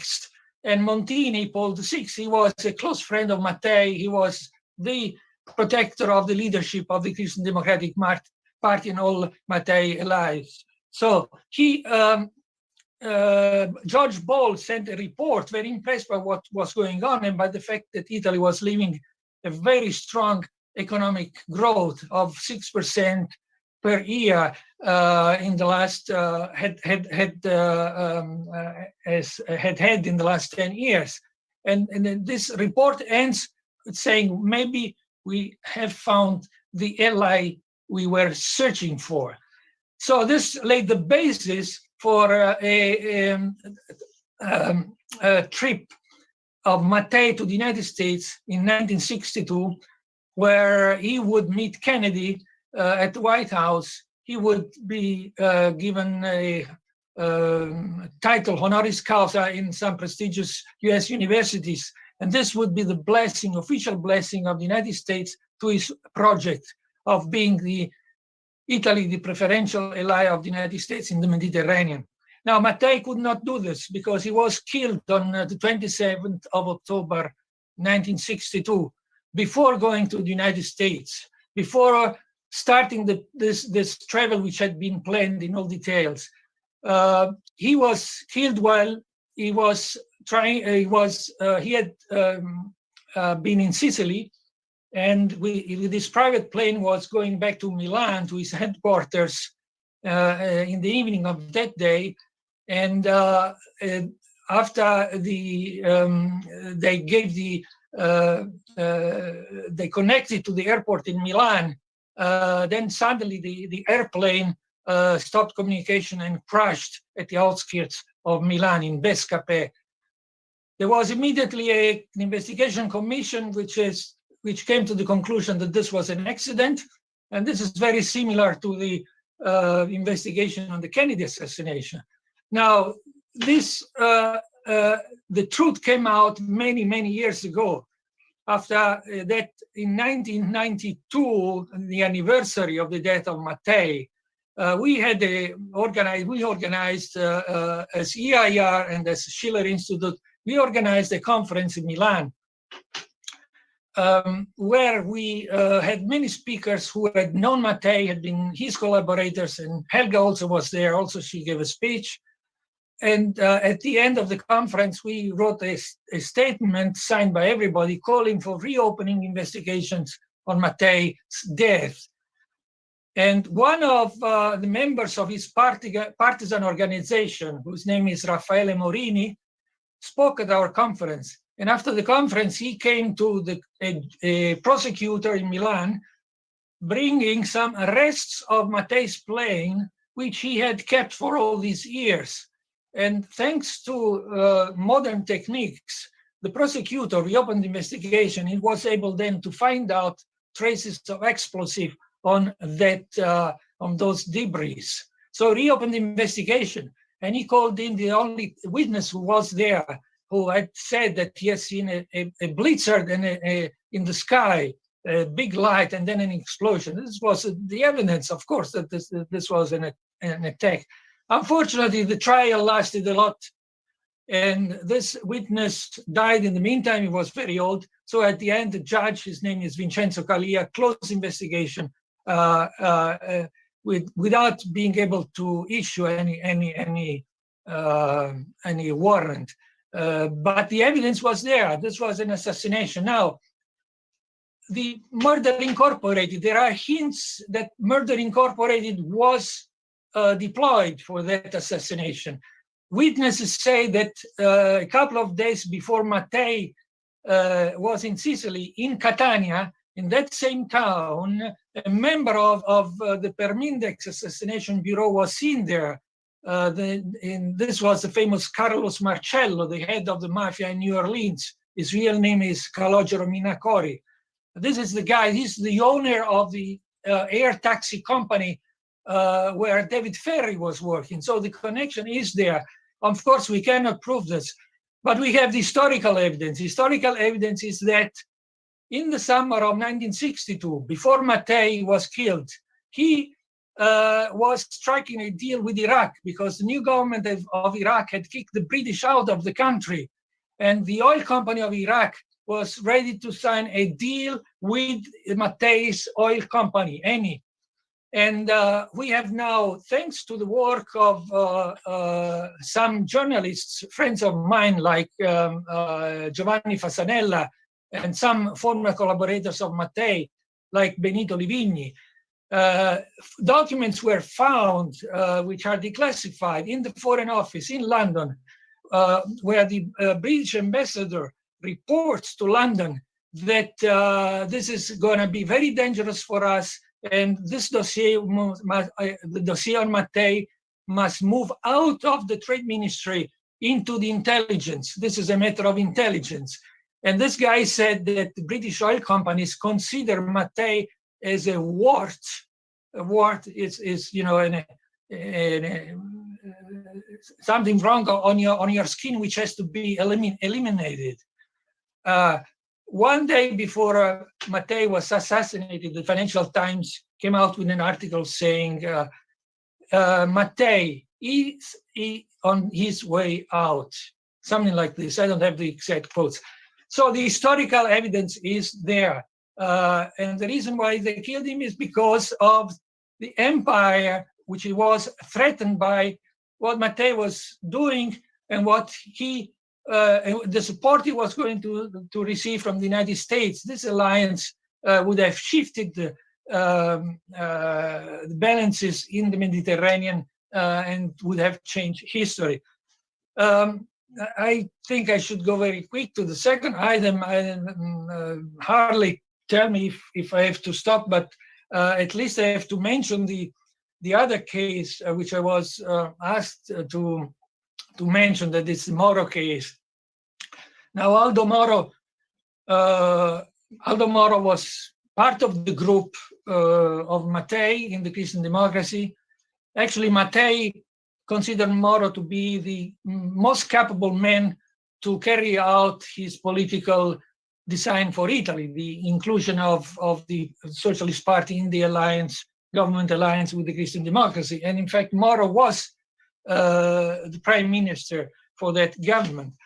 But now forward to 1978, actually 1976, at a certain point, Moro and his allies in the Italian Christian Democracy realized that they need to change again the political landscape in Italy. And they realized that the Communist Party of Italy, which had been all the time in the opposition, they shared more common views with them than with some of their government allies.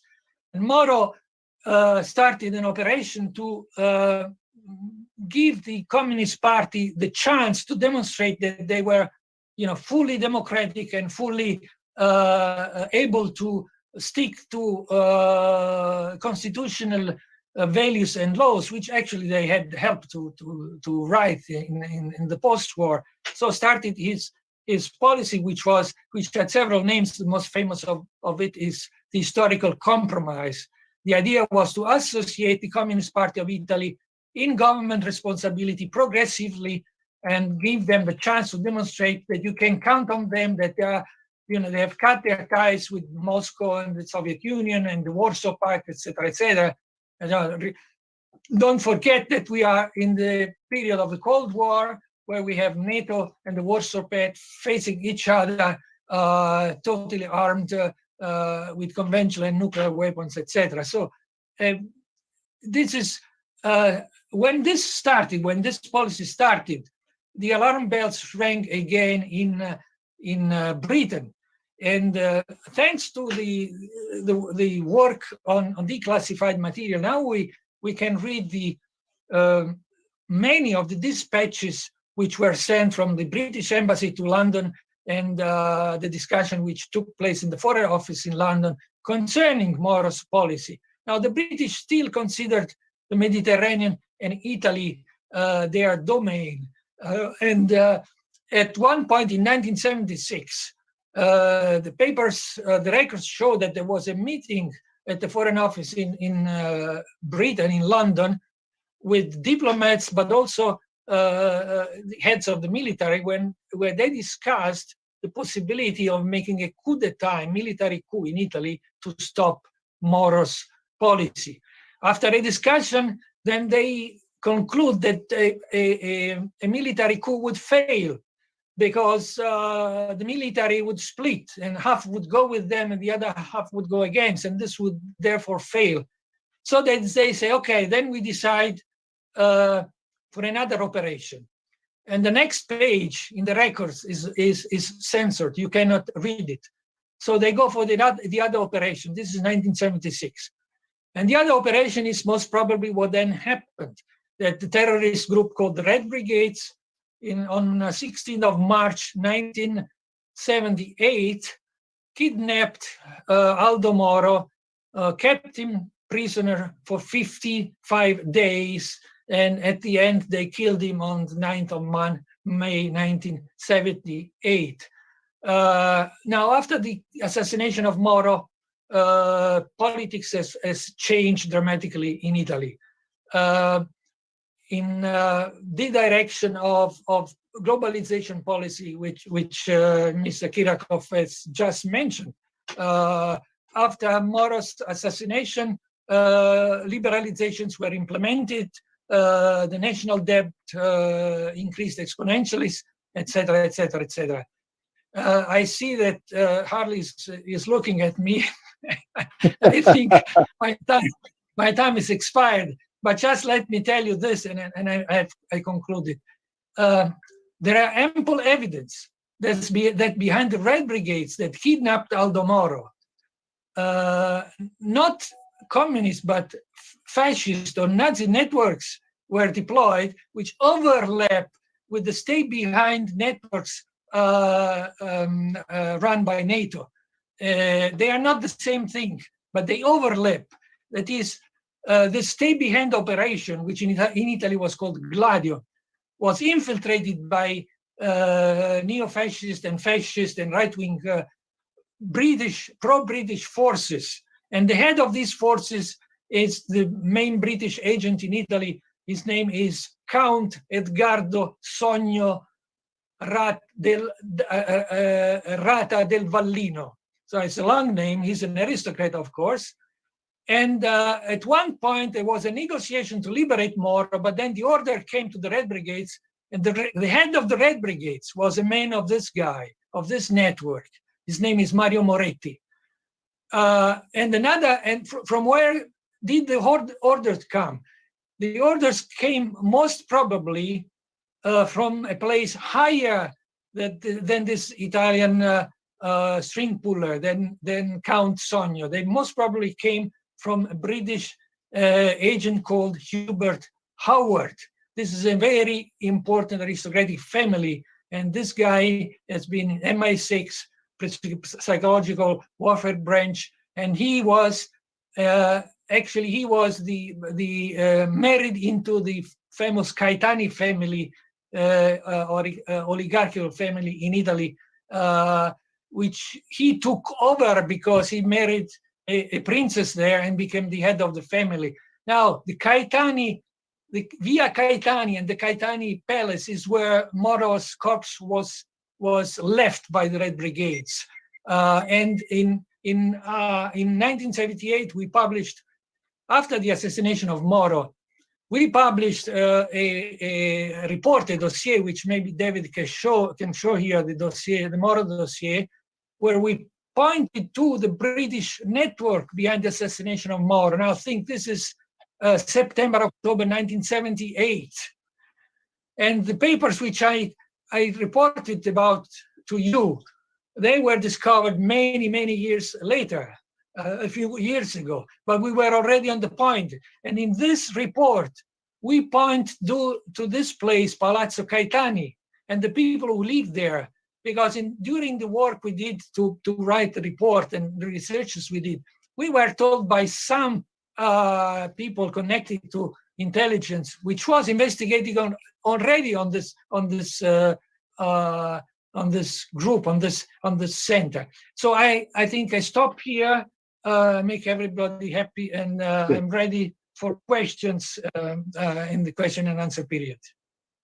Okay, well, there's a lot there, but it's all very important.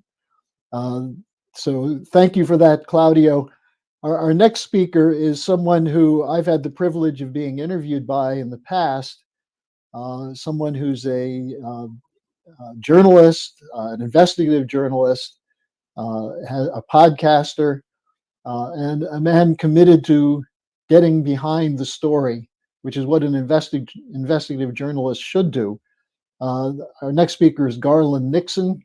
Garland, welcome to the program. You're muted. There we go. Thank you for inviting me. Can you hear me okay now? Yes. Okay, excellent, excellent. Okay, so what I'd like to talk about, I'm going to start my timer here. What I'd like to talk about briefly is where we are today and what's going on. I think that we are in a time of great danger, and I think that we are also in a time of great opportunity, and obviously the two are inextricably linked. Let's talk a bit about that. Where we are today, I think from a perspective of paradoxical things that seem to be difficult, but I think will work out for the betterment for all of us. And I think I'll start with Europe, the EU, and NATO. I have, made the argument, and I'm sure you're familiar with this, that NATO and the EU are simply umbrella organizations, that the United States uses these two organizations to bring together their colonies in Europe and to exercise, in the instance of EU, to exercise authority over the domestic and cultural policies, and in the instance of NATO, to exercise power of attorney, shall we say, over the foreign policy, and brings the two of them together for that. And after World War II, certainly the Soviet Union absorbed Eastern Europe and used that as kind of a buffer zone between Eastern Europe and who they saw as, the French, the Germans. Every 100 years, the Westerners decided that they had to, get froggy and come over and try to take out Russia / the Soviet Union, their society. And in the West, something interesting happened, and that was the United States empire then determined, well, we will take all of Western Europe. However, and this is, as you know, it's much more complicated than that. I'm oversimplifying things, but one of the things that had to happen was the Soviet Union made it clear, we're taking these countries, they are not autonomous, they are under our umbrella, we own them, we make their decisions, and we'll give them as much authority as we determine that they should have, which was not much. The US empire, however, needed to do something differently. They needed to do the same thing, to take full control of Western Europe, the former colonial powers, and actually the present colonial powers at that time, but they needed to maintain an illusion of autonomy, an illusion of independence, an illusion of sovereignty to Western European. Of course, they take France, they take, of course, the UK is part of the US empire, and with them they get the Middle East, and they get the African colonies, etc. So the US would take all of this stuff. The problem was that they felt that the European people would not be amenable to simply being absorbed into the US empire, that the European people would desire some level of independence, sovereignty, and democracy. So what they had to do was work to ensure that the ruling elite class, who knew the score, who knew what was going on, that they're the comprador class, that their job, they understood their job, and that was good. They were good at it, and their job was to maintain that illusion, to work for the US empire, to work for their bosses in Washington, DC, and London, but to fool and bamboozle the citizenry into believing that their prime ministers, presidents, etc., were working on their behalf. One of the things that has happened with the Ukraine conflict is that veil, that veneer of democracy and sovereignty has been lifted. And so now the people of Europe, the people of the US colonies throughout Europe, are the ones who can, the ones who desire to, are able to see the reality that their leaders no longer work on their behalf. I think that's a positive and a good thing, in that you cannot resolve a problem, you cannot address a problem until you understand the nature of the problem. I think that is a positive thing, and that creates an environment wherein that it is now, I believe, an eventuality that the people of Europe will work to replace the ruling elite class that they have. Prince Harry, I think something that was very telling. Recently, Prince Harry apparently has a book coming out, and one of the statements that he made was that he was flying his helicopter in Afghanistan, and he shot, the number he gave us was 25, I'm sure it's much higher, but that 25 people he killed, and he didn't feel, but the remorse wasn't there that possibly should have been, because he didn't view them as humans, he viewed them as chess pieces on a board. And what we can learn from that is, in the same way that he viewed those people, he views his own citizenry. That's how the ruling elite class looks at the citizenry of their countries, no different than he looked at those people through the sights of this helicopter gunship. So I think what's happening is that the people of the US empire and its colonies are being awakened by the circumstances in Ukraine, and I think that's positive. Now, keep in mind, also of something else, and these are my positions, these are something that I believe the empire is rapidly declining. It's deflating. And a deflating empire's biggest fear is internal dissent. Right now, the Uhuru movement, the African People's Socialist Party, a small group, not, relatively small political party out of St. Petersburg and St. Louis, and they're building basketball courts and making small grocery stores with fresh vegetables, and they're working, their revolutionary plan, albeit not a gigantic plan, but their revolutionary plan. And within the context of their constitutional rights, the FBI is going all out to get them, to take them out, this small group. Why? Because the empire is horrified. The empire is horrified of internal dissent and internal uprisings. And I see the US empire now like a drowning man, in that he's fallen in the water, he can't swim, he's in panic, and he's grabbing in every direction. They're reaching for everything. Social media. They've got to stop dissent and discussions on social media. They've got to create ghost inspectors to be afraid of and place them on social media. And then they've got to monitor and control the discussion about that.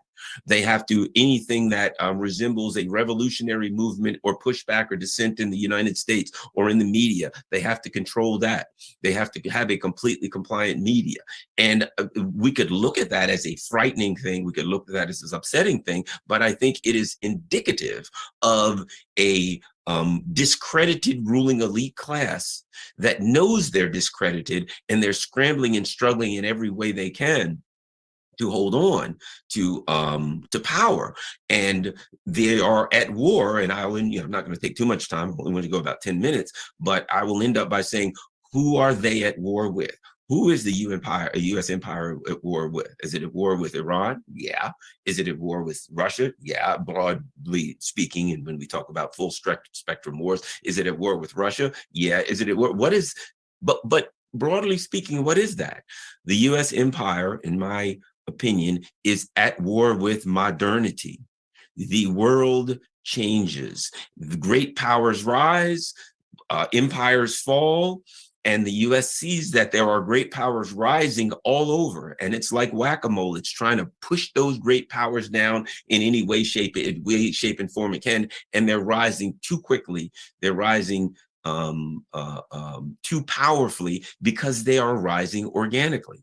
So if you look at the adversaries of the U.S.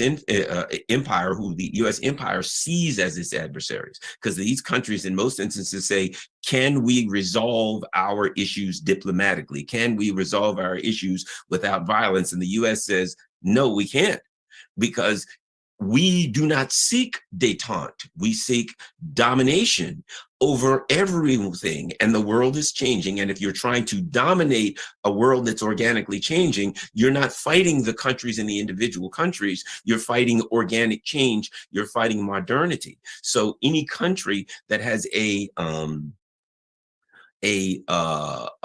strong central government, because countries with strong central governments tend to want to, strong central government will hold the country together. They want independence, they want sovereignty, and that can hold the fabric of a culture and people together to maintain a consistent set of beliefs.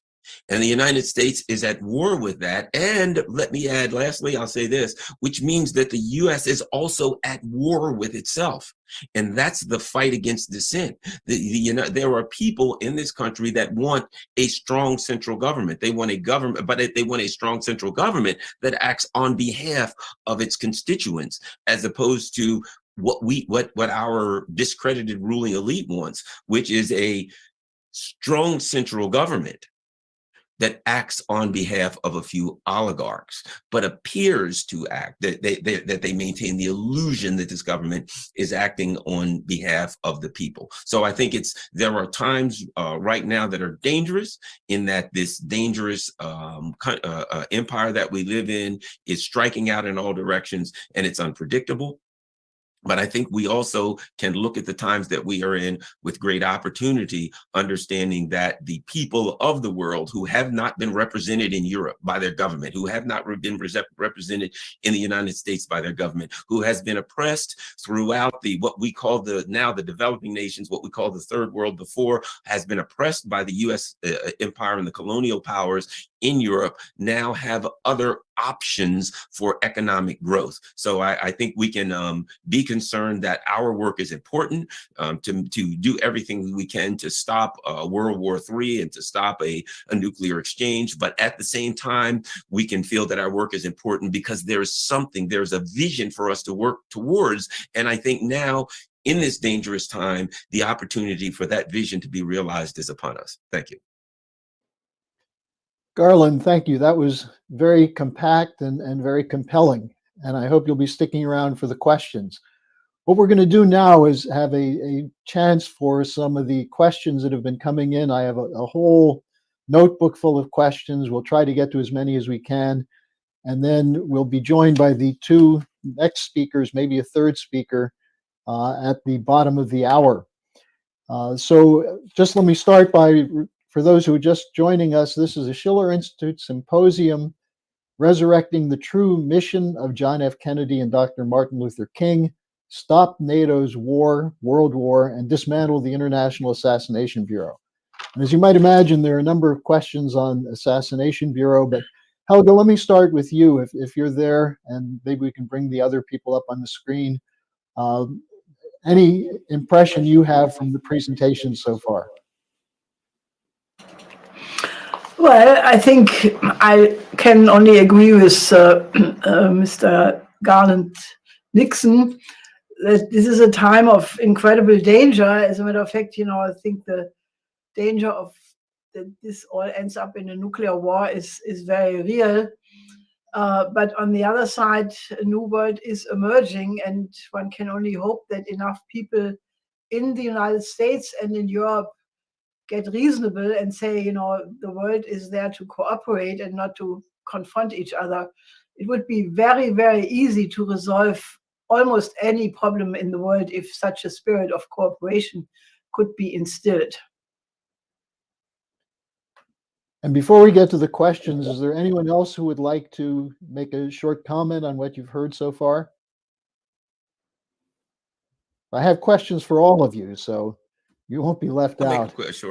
I'll make a short comment, very brief, and that is, I think this is an important conference, an important forum, because as I always say, you cannot understand how to address an issue until you understand the depth of it. You can't understand a creature until you understand what it's capable of and how it acts. And I think it's important for people who have been living in a reality in which they think that their governments are legitimate and that they're voting in people, and those people are acting within the confines of democracy, understand that behind this veneer of legitimacy, that there are very violent people who are lying to us, who must be accounted for and understood. And I think it's very important that we've had people come in today who have exposed the reality and exposed the historical actions that help our citizens understand the discredited ruling elite class that we're dealing with and the things that they have done to discredit themselves. So I want to thank everyone for the information that I've learned today. Okay, Dennis? Yeah, I just would like to point out that what Cliff Kirchhoff has presented and what Ray has done, if you think about this, there's another tradition, in other words, in American intelligence, which is being alluded to. And maybe there might be more, either Cliff, you could say, or Ray, you might say, because obviously, on the one hand, we can talk about, and it's proper to talk about, powerful institutions that are dominating the world. But then again, there's an American tradition. That's what we're hearing with Kennedy. And of course, Kennedy's war with his generals and with people in intelligence. And I think the reason I want to reference it is because, as I think was said by Dmitry Peskov, I believe it was, if you want to stop the war in Ukraine, just have the United States stop sending money. The war will stop in a week. When you say that, However, doing it is something different, and it does have to be something that does originate from the United States. So I think everybody in the world is looking to see whether or not some people are going to stand up in the way that persons in the past that we alluded to will do so. And Ray, I want to thank you in particular for your references to what Fannie Lou Hamer and what James Lawson had to say about their idea of what the role of the individual is in doing this. The people that don't have power, may not have an intelligence background, don't have money, aren't from political families, but can have a decisive impact. To follow that up, Dennis, there was a question that I'd like to give to Cliff and to Ray. Someone asked, from the description of Synarchy, it sounds a lot like Eisenhower's description of the military-industrial complex. And would you agree with that? So Cliff and then Ray. Well, sure. Eisenhower, let's remember, was a supreme Allied commander in Europe fighting the Nazi military-industrial complex. And if you look at Eisenhower's military intelligence, one of his key officers, I think it was a major or a colonel, he was a Colonel Cohen, but at any rate, they thoroughly understood the nature of the German war machine and military-industrial complex, which was banking and industrialists backing up the military machine. So in response to the question, yes, Eisenhower thoroughly understood from his own background. As a matter of fact, he was involved very early, even after World War I in the 1920s, 1930s, under MacArthur, founding the what was then called the Industrial College of the Armed Forces. But that had an analytical dimension to analyze orders of battle and industrial growth, et cetera, potential enemies and all of that, like Germany. So yes, and the Synarchy, as I pointed out, Professor Langer's book is called Our Vichy Gamble. Langer was advising the OSS in World War II, and then CIA and the intelligence community after World War II.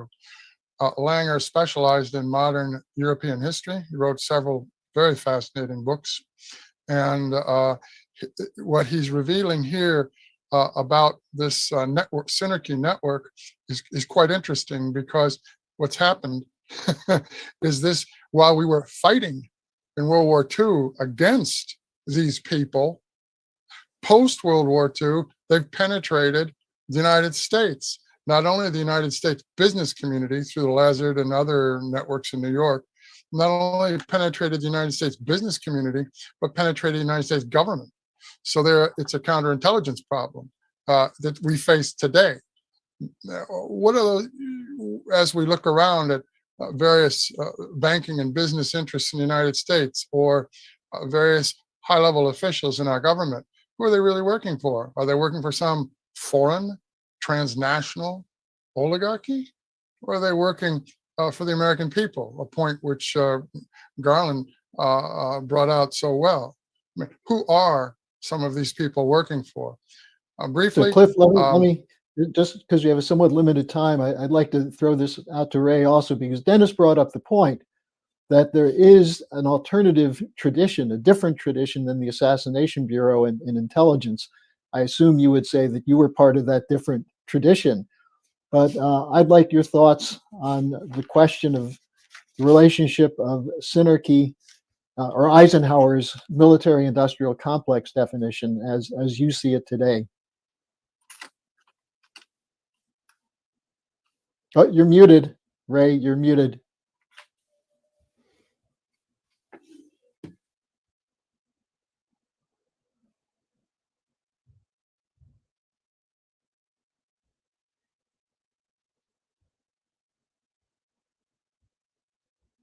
Still muted.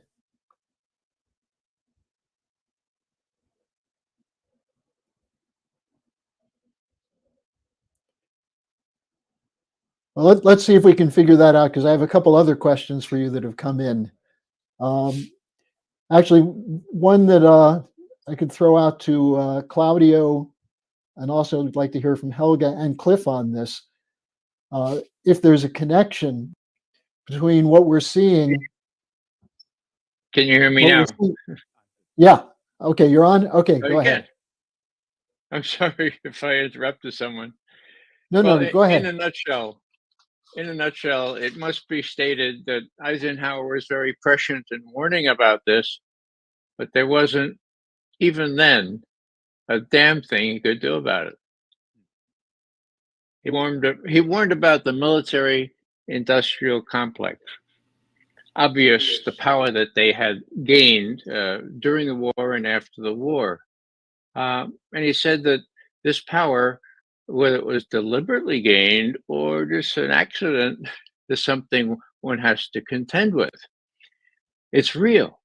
And the only antidote to the accretion of that power in an undemocratic way is a well-informed American citizenry.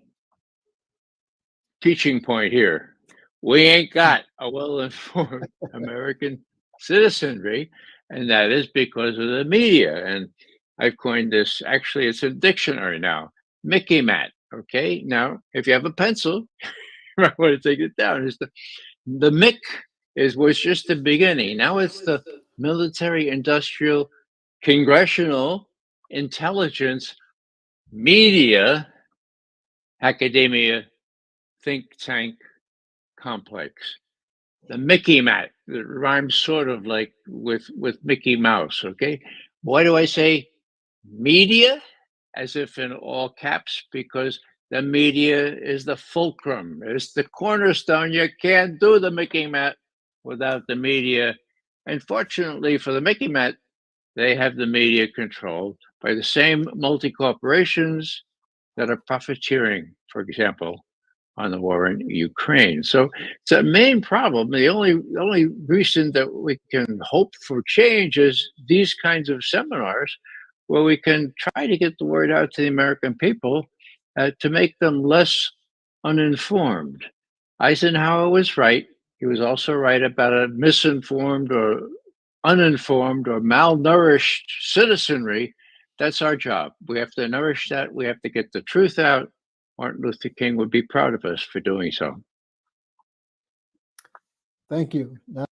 This question I'd like to direct to Helga and to Cliff, since both of you are on the Ukrainian kill list, the Committee to Combat Disinformation, as I should say, for purposes of clarity, I am also. But the question was asked, what is the connection between the kill list, the Committee to Combat Disinformation, which essentially is a NATO Ukrainian kill list, and the assassination of Kennedy? Helga? Well, I think, the aim of it is, I think also John Perkins, who wrote this book about the, what was the title again? The Economic Hitman. He describes, he self-confessed, because he said he was part of this apparatus. It's a way to control the system. And he describes how emissary of this banking order, however you want to call it, they first send people to third world leaders and tell them, you better cooperate, here is a bribe. And if the leaders don't take the bribe, then, they're being assassinated, or the threat of assassination. If their security is too well to do that, then the final level is to conduct actually war against them. Now, this system is really, it's there. And anybody who's, knowledgeable about politics knows that there is an aura of terror. And the idea is that if you assassinate a couple of people, then maybe the other ones will be afraid and, behave. So, I think that when Kennedy basically dared to say the things he was saying, about international cooperation in space, about, the Vietnam War, about, the absolute optimism of believing in science and technology being able to solve any problem the human race could face. All of these things are a violation of the order, because It starts really with the image of man. And if you look at the new global risk report since Cliff was talking about Davos, I had the pleasure, or lack of pleasure as you want to take it, to read the global risk report of Davos, which starts next week. And it's scaremongering. I mean, the image of man is completely negative. It's an intrusion in nature. It's creating problems. So, if you dare to be an optimist, and if you dare to give people hope, and if you dare to say, that man is a creative species, or mankind is a creative species, what Kennedy did, then, you're already making yourself suspicious, because the oligarchy works by keeping the population under control based on fear, on irrationality, on lowering their instincts to be as low as possible, because the lower they are, the more manipulable, the more easy it is to manipulate them. And, I remember when I was in Poland in 1990 with the productive triangle, people told me, no, corruption is good. People who are corrupt are reliable. So if you are not corrupt, you are already a danger to the system. Anyway, so I think that people have to recognize that this is an evil system, and that the so-called rules-based order is not so, well, nobody has ever seen these rules. Nobody decided who makes these rules. But I think we have to return to a system of international law, the UN Charter, the 5 principles of peaceful coexistence. And the more people discuss these things, the better, and the more the chances are of humanity to get out of this. Cliff, you have some thoughts on it? Well, sure. It's a very interesting question. And I would just basically say that office in the Ukraine is a psychological warfare office. Nowadays, it's called cognitive warfare. And of course, it's to misinform and disinform global opinion about the situation in Ukraine. Now, how does it relate to the Kennedy assassination?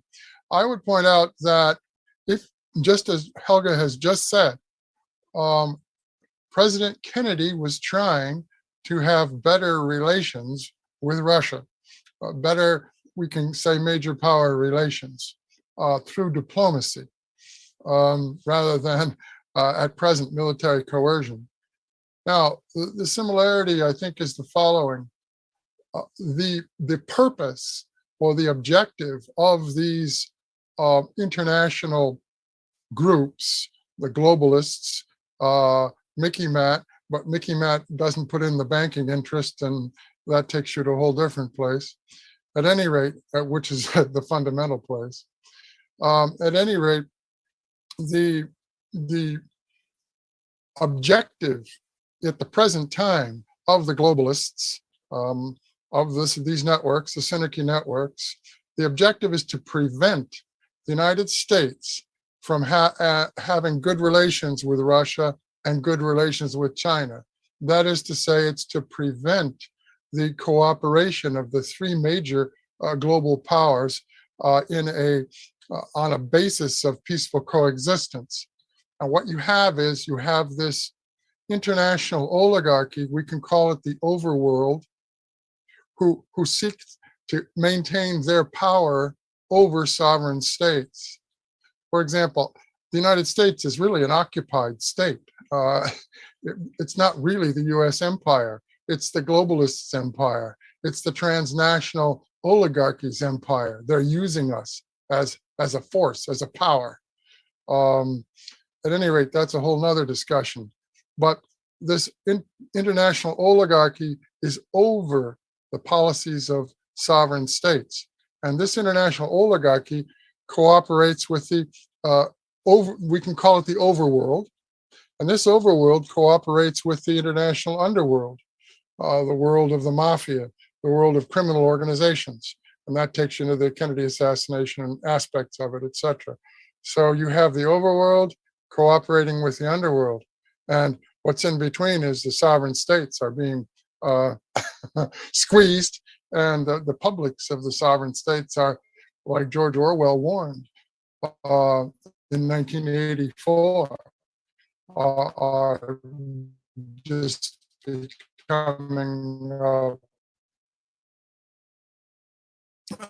becoming non-citizens and just. I think we're losing you there, Cliff. We have about 10 more minutes for questions now. We'll come back to questions later after the next group, but I have a couple questions going back to what Ray talked about in terms of the Westmoreland comment in particular. So let's see if we can get a couple more in before the top of the hour, or bottom of the hour, I should say. This is from Sherry for you, Ray. Referring to the comments from Westmoreland, where does this kind of hate come from? And anybody else could take that after Ray.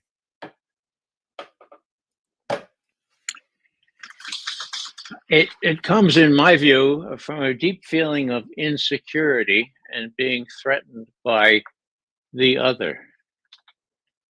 This history of slavery in our country is a reprehensible one. And once the enslaved people got their rights, there was a felt need to keep them down, to oppress them. It's the same the world over. And I'll be very brief. I'll just say that my theology can be summed up in an expression written by a Jesuit who went down to Salvador right after 5 of his colleagues were killed. His name was Dean Brackley, and it's very brief, so listen to it. Quote, "It all depends on who you think God is and how God feels when little people are pushed around." Okay. All right. This is the nub of it. This is the Abrahamic and also Muslim tradition.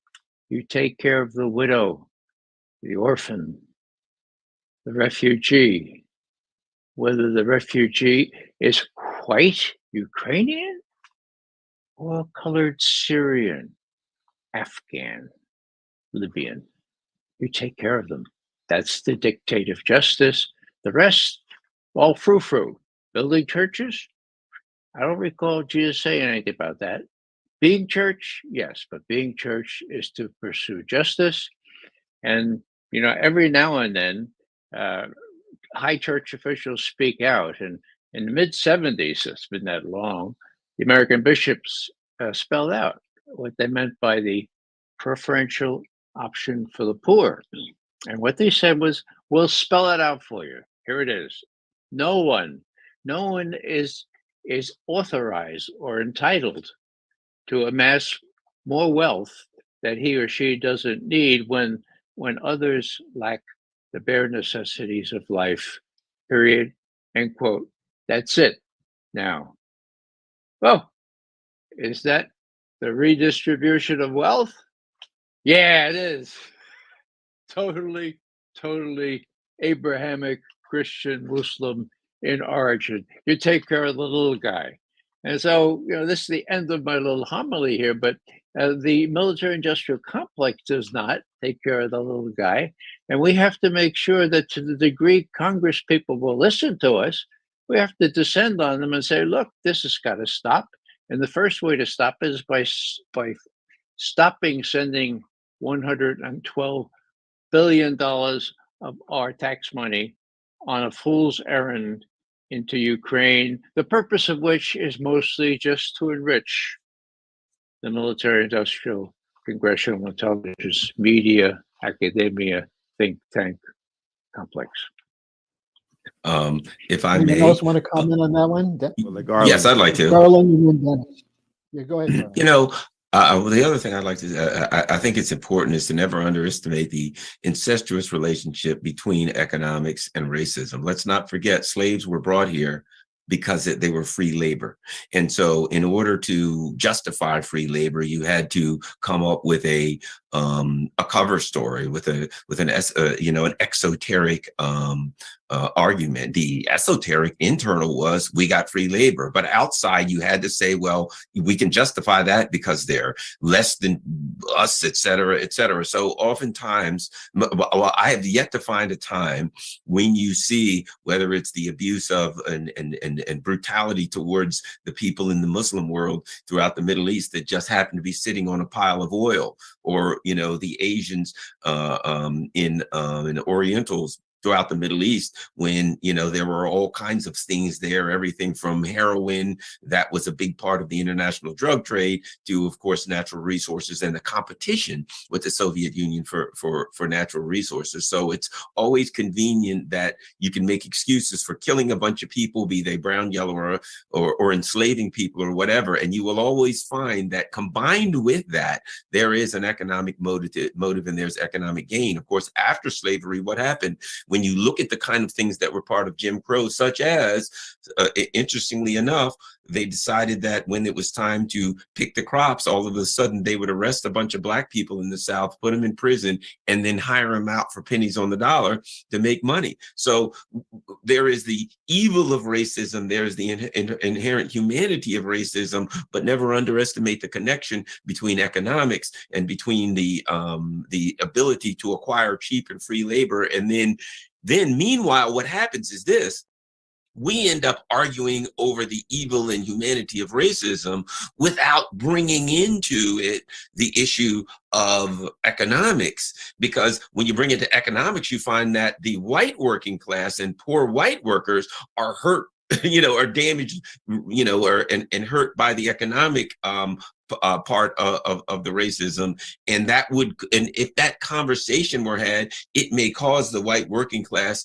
and the majority working class, whatever country it is, to see that they're being harmed by their economic better, shall we say, and to maybe consider combining with the people of color or whatever group it is that is being exploited for financial gain. And I think it's important to always bring that issue of economics in, the issue of economic class, into the discussion of racism, because you'll find people being taken advantage of for free labor or cheap labor, again, at the expense of the poor and working class of the majority groups also.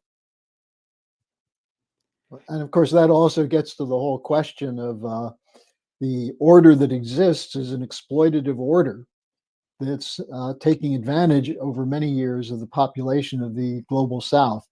We're just getting short. Claudio has his hand up. Dennis, you wanted to say something? Go ahead, Claudio. Let Claudio go. I'm sure he'll be very, very short. Let me pick up on what the last speaker has said on economics, because that's the key of everything. I mean, you go in a war mostly for economic reasons. Like we are now at the verge of the explosion of the entire financial system in a way much bigger than what we saw in 2008. And what's better than having a war and a state of war, an emergency, to implement the measures that you need when this thing is going to break out? I mean, in 2008, we have seen governments capitulate to central bankers who pulled out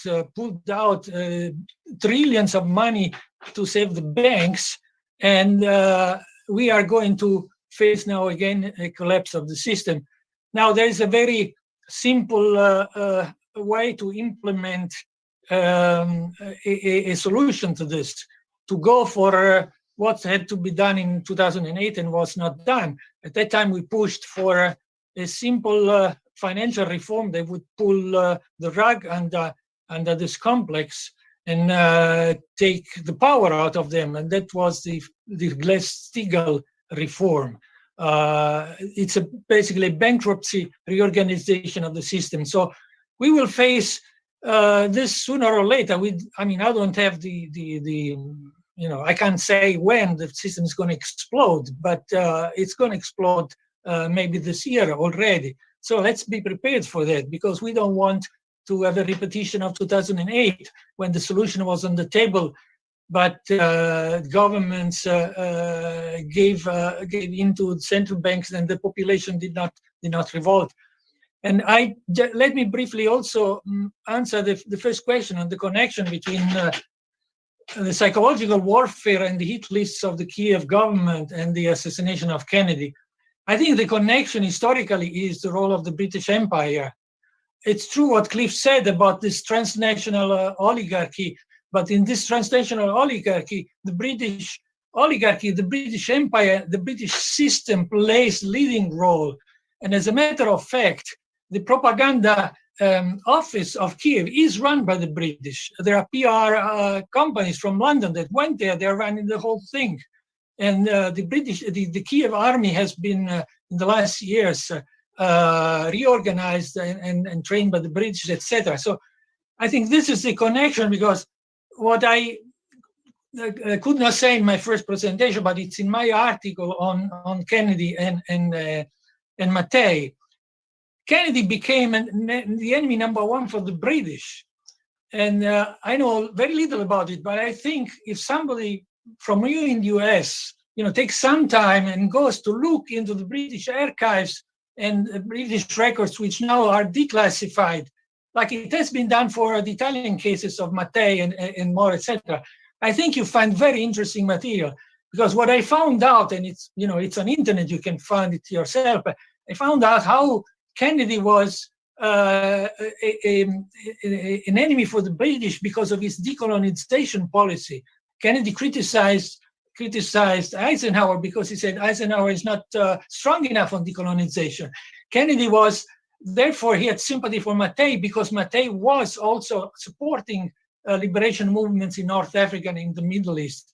And then at the end of 1962, beginning of 1963, the British thought they became paranoid. They were afraid that Kennedy would destroy their nuclear deterrence, because Kennedy at one point canceled the program from the United States to supply missiles to Britain, which were the only missiles that Britain could have to carry their nuclear weapons. We're on a deadline here, so that we've got to move on.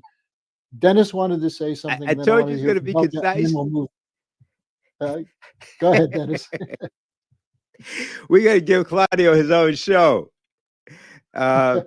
It's important, but let me just say something, because I have a question to pose, which I'll pose to Helga on this. And to do it, I have to bring a picture up just to show it to people. This is from an author by the name of Lothrop Stoddard. The Threat Against White World Supremacy, The Rising Tide of Color. Who was he? Well, Lothrop Stoddard was a prominent American historian. He was a member of the Ku Klux Klan. He was a founder member of the American Eugenics Society, and he was a board member of the American Birth Control League. He was the person that coined the term Untermensch that was then adopted by the Nazi Party. That is to say that while though there's an American myth about the inherent fascism of Germans, no, actually, that began here. Now, but the question is, and the Chinese were their main target. But the issue is, were they today, is the oligarchy more upset about the fact that China, because it's Chinese, is emerging, or are they more upset about the fact that 800 million plus people were taken by the Chinese out of poverty, and because of the Chinese approach to Africa? I think it's more than a toss-up. And I just would say that I wanted to get a comment, if we could, if we have time, from Helga on this issue of the other that Ray raised, because the idea of the benefit of the other is one of the fundamental principles of the Treaty of Westphalia. This is exactly what, as I understand, Helga's 10 principles are intended to sort of resurrect in the whole discussion of diplomacy. And I think that what Ray said about that issue is really the most fundamental question. So if, Helga, you have something that you would say about that. Well, I think that the racism, I look at it as a form of being crippled. Schiller had this idea that many people who have not developed their full potential are like crippled plants. And that's the image I have of people who are racist or who are, in any case, chauvinist, or, like the present EU leadership, Joseph Borrell, who says the EU is a garden and the whole rest of the world is a jungle. I mean, these are people who are emotionally so crippled, because they obviously lack the full potential of humanity. And I also agree with Schiller, who said that people are, taken away of what everything you hate, you are losing, and everything you love, you gain. And I think, therefore, the people who are, sitting on a high horse and think they have to own castles and, billions, just the number of billionaires, I think, I don't know if the figure is correct, there are now 750 billionaires. Now, that's indecent, because, I think multi-billionaires, there's no way how you can eat as much caviar and, spend all your money on Porsches and all of these things. So I'm convinced that these people may have a leisurely life and lots of pleasure, but are they happy? I doubt it very much, because true human happiness has something to do with creativity, with love, with contributing something to the development of humanity. So I think this idea of Schiller that what you hate, you are losing, and what you love, you gain, is absolutely true. And I think the oligarchs, even if they sit on top castles and yachts and whatnot, I think they are pitiful creatures. And that, however, I think should not prevent people from eventually making laws of taxing, I don't want to use bad language, taxing them so much that, that they are losing their incredible wealth. And, I think redistribution is not, you have to create a credit system which allows for the development of everybody. But I think, on the optimistic note, I think that's exactly the revolution which is going on right now, because the majority of the global South countries are trying to set up a new financial and credit system which does exactly that. So I think we are coming to an end of an era. The only question is, will it be peaceful, or will they take the whole world with them? Well, we have some more questions on that we'll take up after the next two speakers. So if you can hang on and take some questions later, we'll come back to you. But now I'd like to bring up a speaker, Norbert Maputo, who's an author, a journalist, a researcher in anthropology and sociology, formerly from the Democratic Republic of the Congo. Norbert, the floor is yours. Thank you very much. I think especially for you to invite me to join you in the Schiller International Institute for this international topic and talk from your office in Paris. And to be honest, I think when I listened to Senator, to Professor, to everyone who talked before me, I was almost writing, I was learning, because I learn a lot from all of you.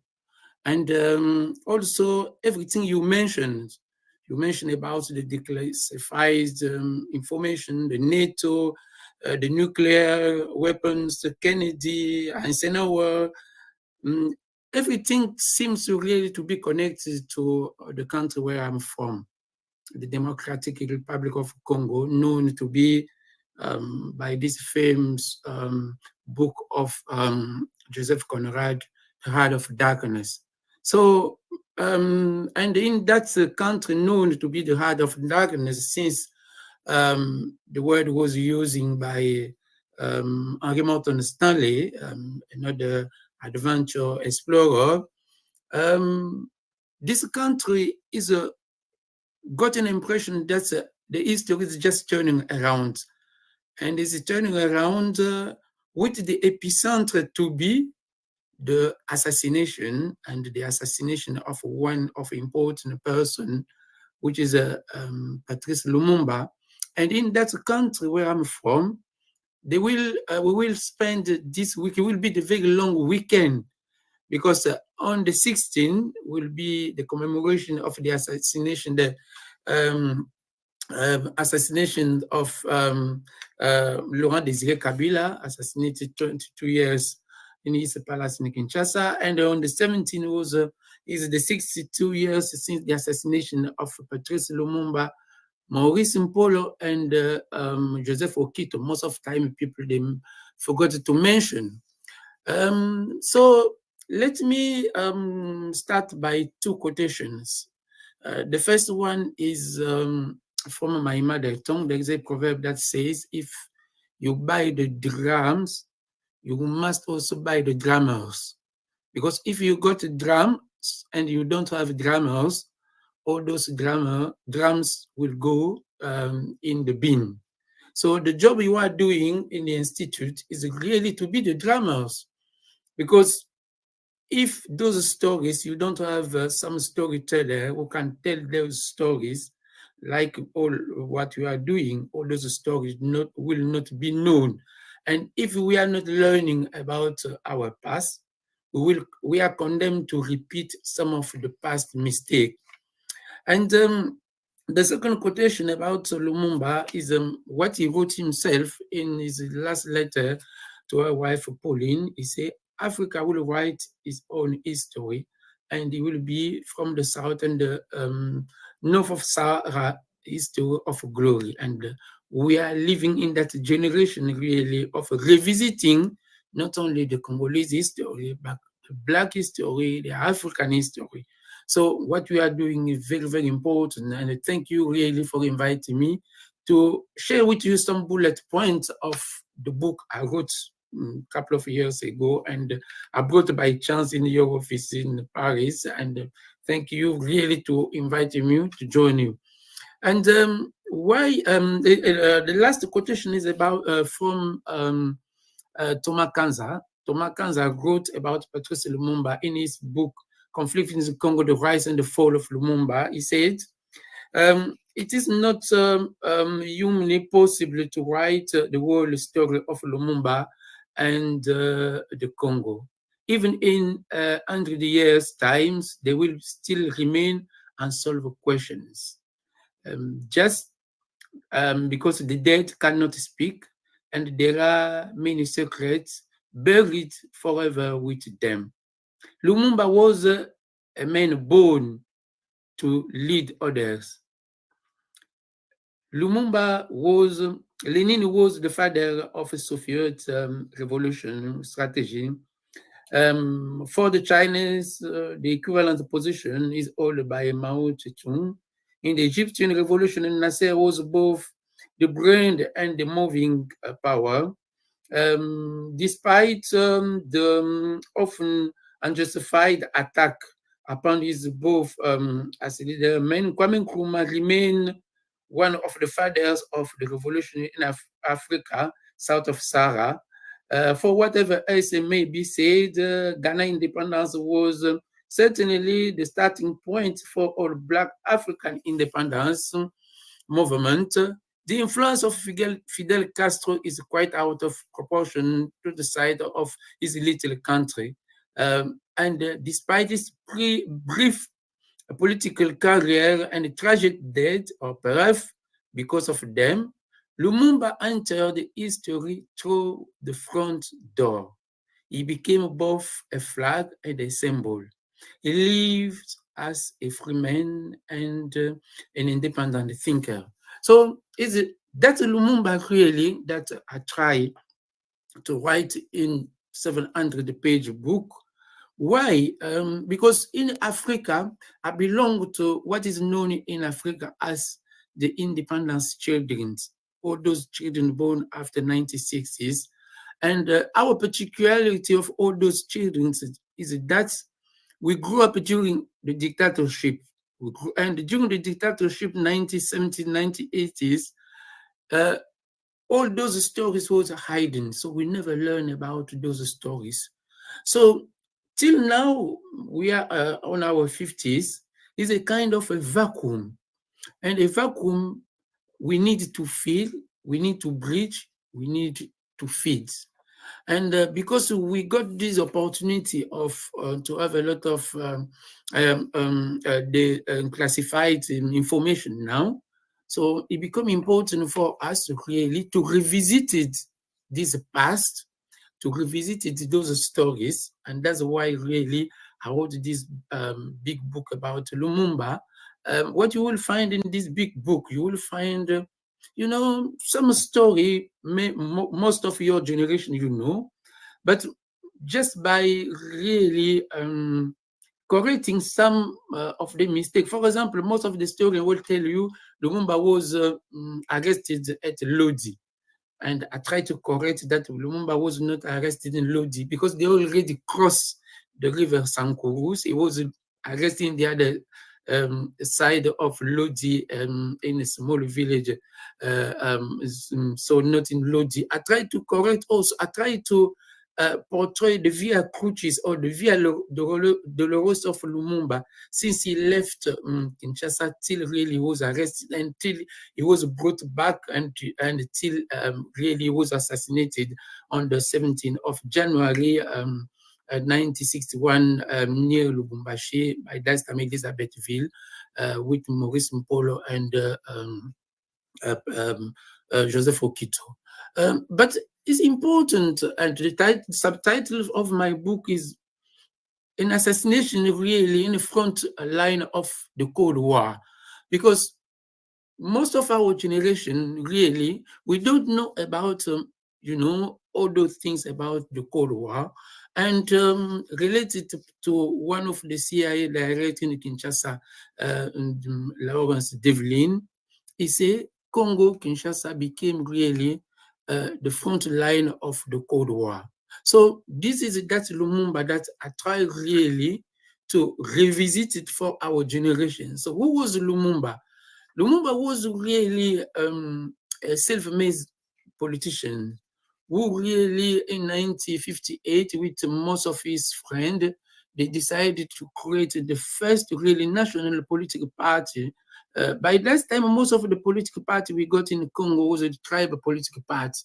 But Lumumba and his friend, they decided to create the Mouvement National Congolais, who is really the party they dream to unite all the Congolese and especially to fight for the independence.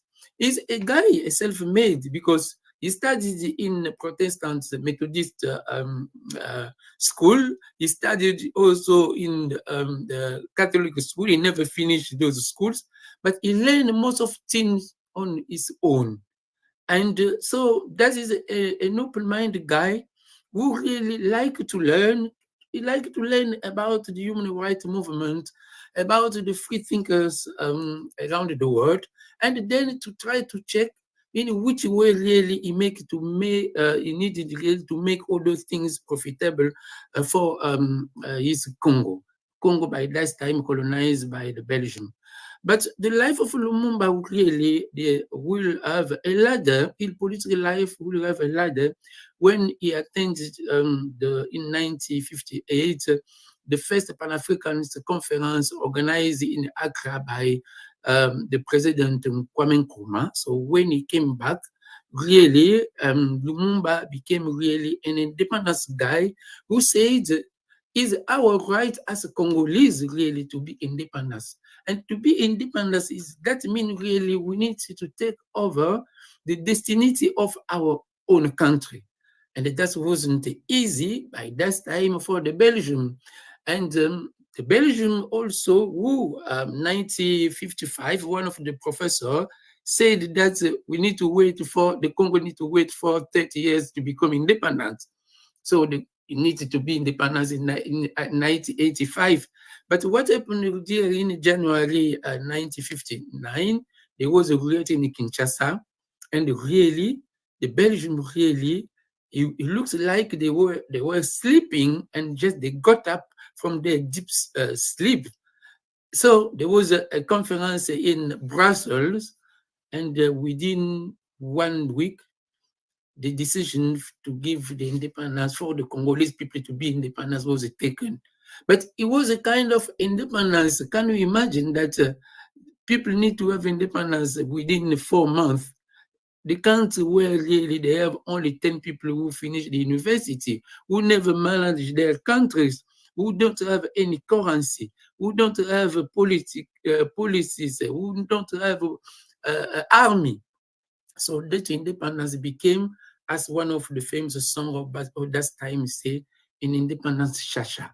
It became like an independence where really, like most of the African independence, where Belgium, they wanted to give an independence, it was end, but they would want to keep the Congolese, management in the hand, and that happened. And the Lumumba really, as a visionary, didn't like it. This is why on the 30th June of 1960, on Independence Day, he decided to give the voice to the Congolese people. He decided to speak because he said, we can't really forget what happened. We can't forget everything Belgium and the colonial people you did in our country. Now we become equals. So he dreamed that by becoming independent, we become really equals with the Belgium and all the other Western. It was an illusion. On that same days, this international decision was taken, especially by the Belgian, by the American CIA, even by the British, to assassinate him. And that will happen 6 months after. But he was even dreaming, that the Congolese need really to take really the management of all our countries. But that didn't happen. So is that Lumumba really that I try to portray in this big book? Unfortunately, the book is in French. It's in French. I wrote it in French, even if I live in the UK, because I want it to be profitable for my fellow Congolese, because we speak French in Congo. And probably we will now try to find in which way we could translate it in English. And to answer to most of the questions, our generation, we are really continue to question about what happened, how it happened. It happened because during the Cold War, the CIA, they portrayed Lumumba to be a communist. And now, 60 years after his death, all the archives show that he wasn't a communist. This is why the title of my book is L'autre Lumumba, is another Lumumba to discover. Is a Lumumba who got a vision for a better Congo, a better Africa. Even, he signed an agreement with the president, Kwame Nkrumah, to create the United States of Africa, because he was believing that Africa must be united so that we become really a force of change. Unfortunately, the international community, they didn't like. So there was a lot of a plan of assassinating him, not only the CIA, which did this evil plan where really the CIA director in Kinshasa received a poison, and he said that is an evil plan. And he questioned the guy, he said, who decided about the poison? And the guy said to him, the president has nowhere himself. He said, no, he will not make it like this. But that means he make his own plan. And the British got also their plan, and the Belgium got also their plan. And all those plans together. So it died in a kind of a puzzle of a plan. And when the assassination happened, all those people, they disappeared. They say, oh, it's the Congolese people who killed their own leaders. No, he was killed. And that was really the beginning point of all the misery of the Congo till now, because he was the first elected Prime Minister. So the democracy, he was the one really who launched the democracy, because it's not possible to manage all our countries without a real democracy. And the first elected Prime Minister assassinated was Patrice Lumumba. And the international community, they will use all those same modus operandi of assassination to assassinate all the other leaders after him. Not only himself, but the Cameroonians, even Kwame Nkrumah himself will be assassinated. So it will really become clear the modus operandi of all those assassinations. So there are lessons we need to learn, and especially the vision Lumumba got about the Congo, the vision Lumumba and most of his fellow got about Africa, and this vision we need now to work and to fight for this vision. So thank you very much for those opportunities you are offering me to share with you. The book is online, as I say, in French. People who speak French, they can buy it online. And really, it's really a job we are doing is to connect all those stories, to tell it to our children. As Lumumba said on the Independence Days, those stories need to be told to our children, to our grandchildren for that day of glory. So thank you very much. Well, Norbert, thank you. And I think what you said toward the end about Lumumba's vision of a unified Africa was somewhat the same idea that Gaddafi had before the British and Hillary Clinton decided to take him out. So again, this question of the continuity of these kinds of networks running the Assassination Bureau, that's what we're fighting. So thank you for your comments. We're now going to move on to our next speaker. Very happy to have him with us. He's often with us, Jacques Cheminade, the chairman of Solidarité et Progrès in France, presidential candidate in France on several occasions. Unfortunately, he's not the president of France. He should be. But Jacques, we're looking forward to hearing from you. Hello to all of you, citizens of all nations, wherever you are. I'm just back from a demo organized for world peace and against the war by the Patriots Party in Paris. There were about 2,000 persons. I was a speaker. And despite a rainy day, I think it's quite remarkable of a reaction in the population. Many people told me we are here not because we belong to the Patriots Party, because we want to fight against the danger of war, of nuclear war. So I must say now that I therefore have to jump from the French language to English and be a world citizen. My topic is hope against hope to build peace against the oligarchy. We have no right to fail. Everybody in its common sense knows that we are confronted with not only the most important challenge of all our lives, but with the fate of humanity. The immediate question coming to a honest mind is, why so? Why so? It demands two interrelated answers. Why can it be that such heavy human beings are bringing us to the edge of the cliff? And why are they meeting such a poor resistance for the meetings from the victims? To look at the post-World War II history and understand the failure of even our best predecessors is a terrible and necessary challenge to meet today. Not to reach a formal, correct historical evaluation, but to do better than them, thanks to what they accomplished, despite their flaws and weaknesses, in order to become ourselves dwarfs sitting on the shoulders of our past giants. It requires from us a bold leadership to provide principles and ideas, not to give orders to do this or that, but to inspire our desperate or blinded fellow citizens to jump on the stage of history. Yes, it is something more difficult to achieve than to sit on the horse so insanely requested by Richard III and give orders.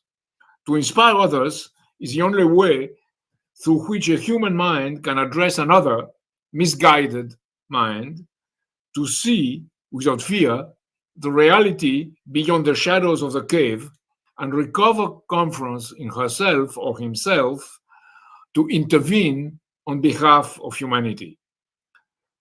Let's imagine now that we are on May 14, 1960, in Paris, France. Charles de Gaulle had organized a conference of the four main apparent powers of those times: the United States, Great Britain, France, and Russia. Eisenhower, Macmillan, Khrushchev, and de Gaulle himself.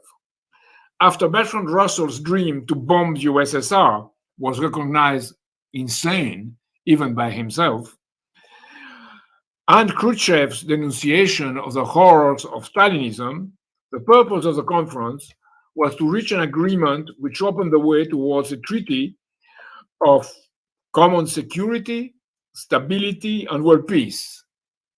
Exactly what Putin demanded in December 2021 now.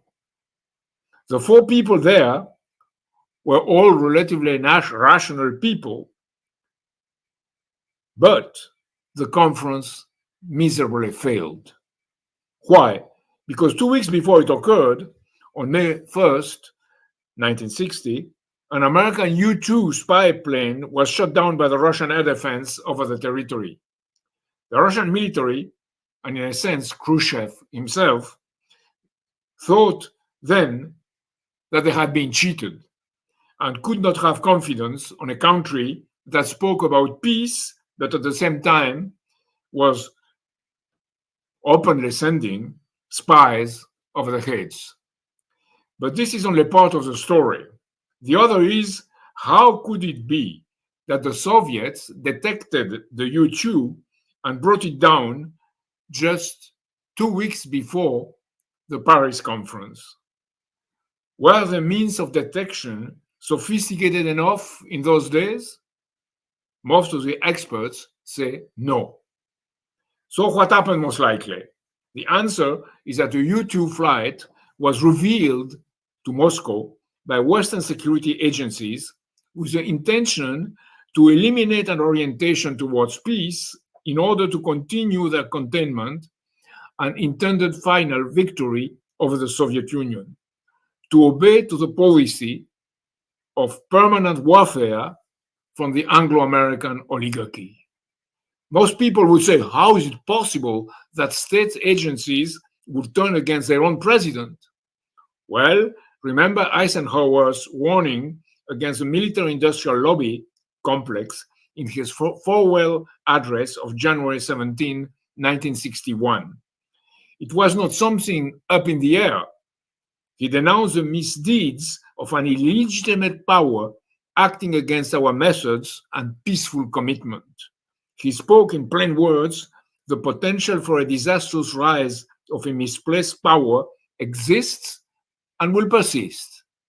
It unfortunately did persist, and worsening. It is such a power that Lyndon LaRouche denounced during all his life, identifying more precisely the Anglo-American oligarchy, the City of London and Wall Street, the tradition of the Venetian and British empires.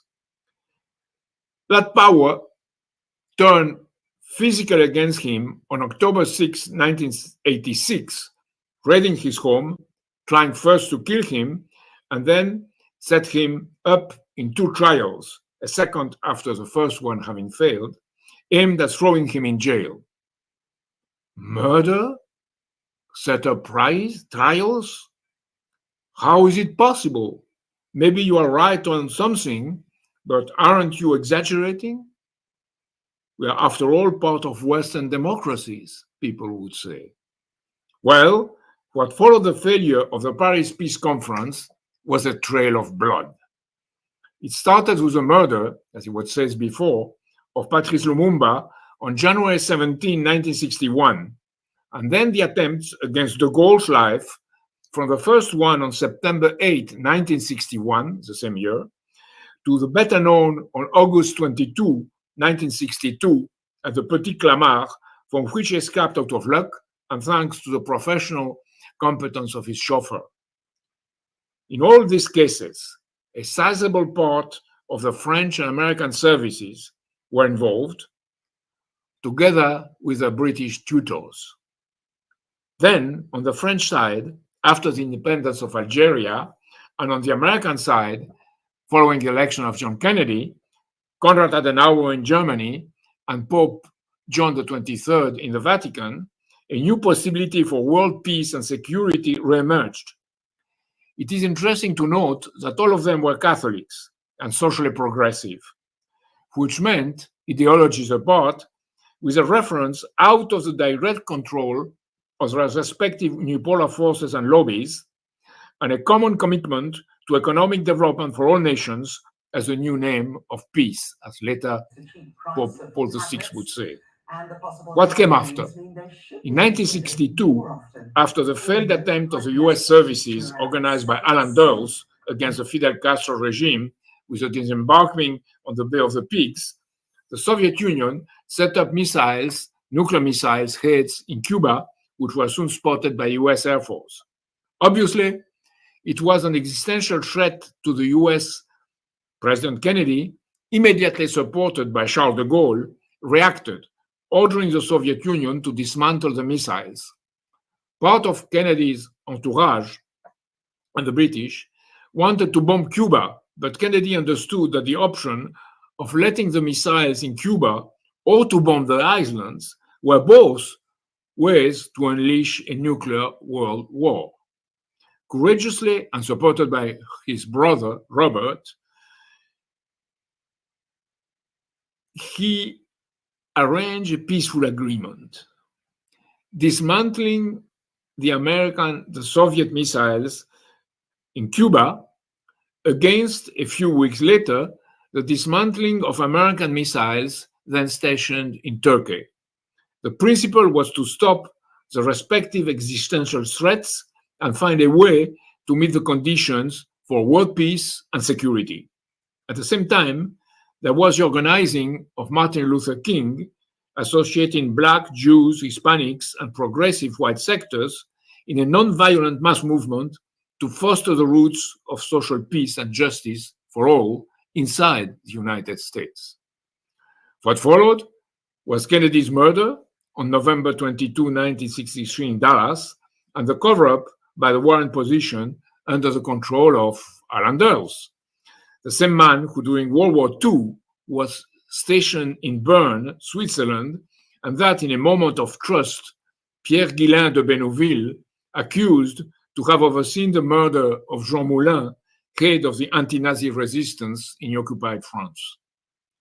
In their behavior, the murderous endeavors of just people leave little room for imagination. Their imagination is criminal, but very poor. We may justly blame the criminal mafias, but these people are the true perverse brains of organized crime. Then after 1963, came the murders of Malcolm X, Martin Luther King, and Robert Kennedy, always by lone assassins with unknown sponsors, either killed on the spot by the police or isolated in custody and prevented to speak. Then came the events of the late 60s, culminating in the year 1968. The way was free for a deregulation of morals and financial flows of money. The murder of Martin occurred on April 4, 1968, and of Robert Kennedy on June 6, 1968, in the aftermath of the May events organized against de Gaulle in France, followed by his final political elimination on April 1969. This is obviously not a set of mere coincidences, but a trail of murders not only against the relatively best political leaders of those times in the Western world, but against the very identity of the national states, against the principles of their nation states. Our enemies are what has muted as a financial military complex, best and humorously defined now by Ray McGovern as a military industrial congressional media academic think tank complex, the Mickey Mac.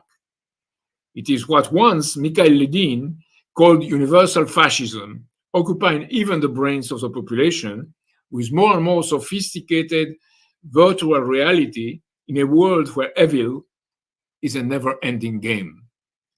This is something worse than Manichaeism.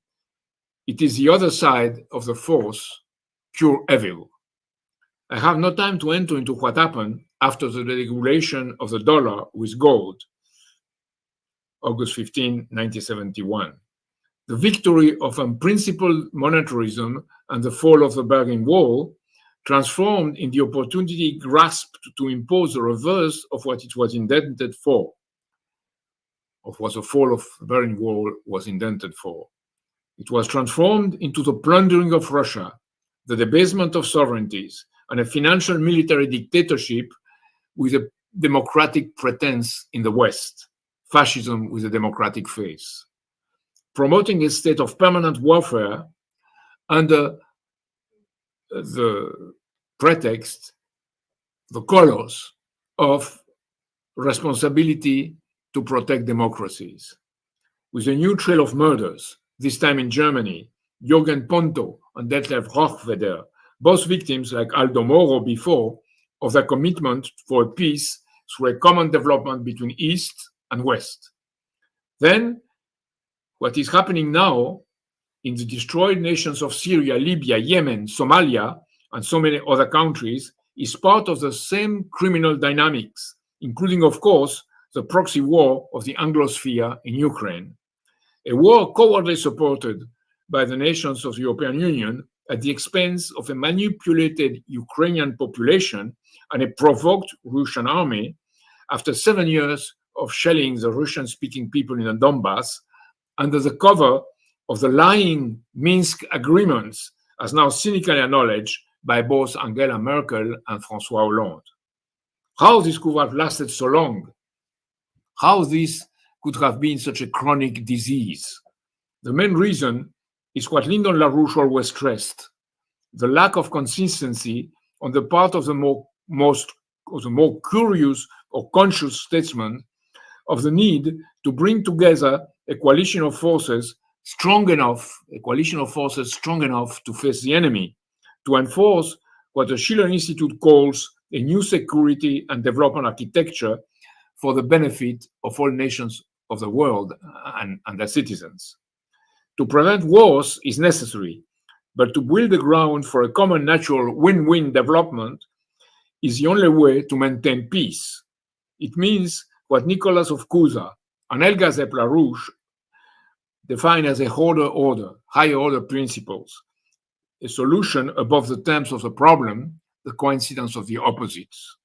The Peace of Westphalia is, of course, an example of it, and its opponents, like Tony Blair, our enemies. It is the only way to create confidence among the future partners, and the behavior of the so-called West makes now untrustworthy for the East, the global South, and the very populations of our own nations.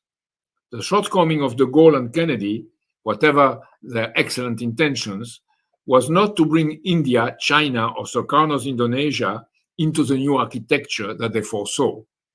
Indira Gandhi, from the experience of her father, was very aware of that. Were de Gaulle and Kennedy unaware? No.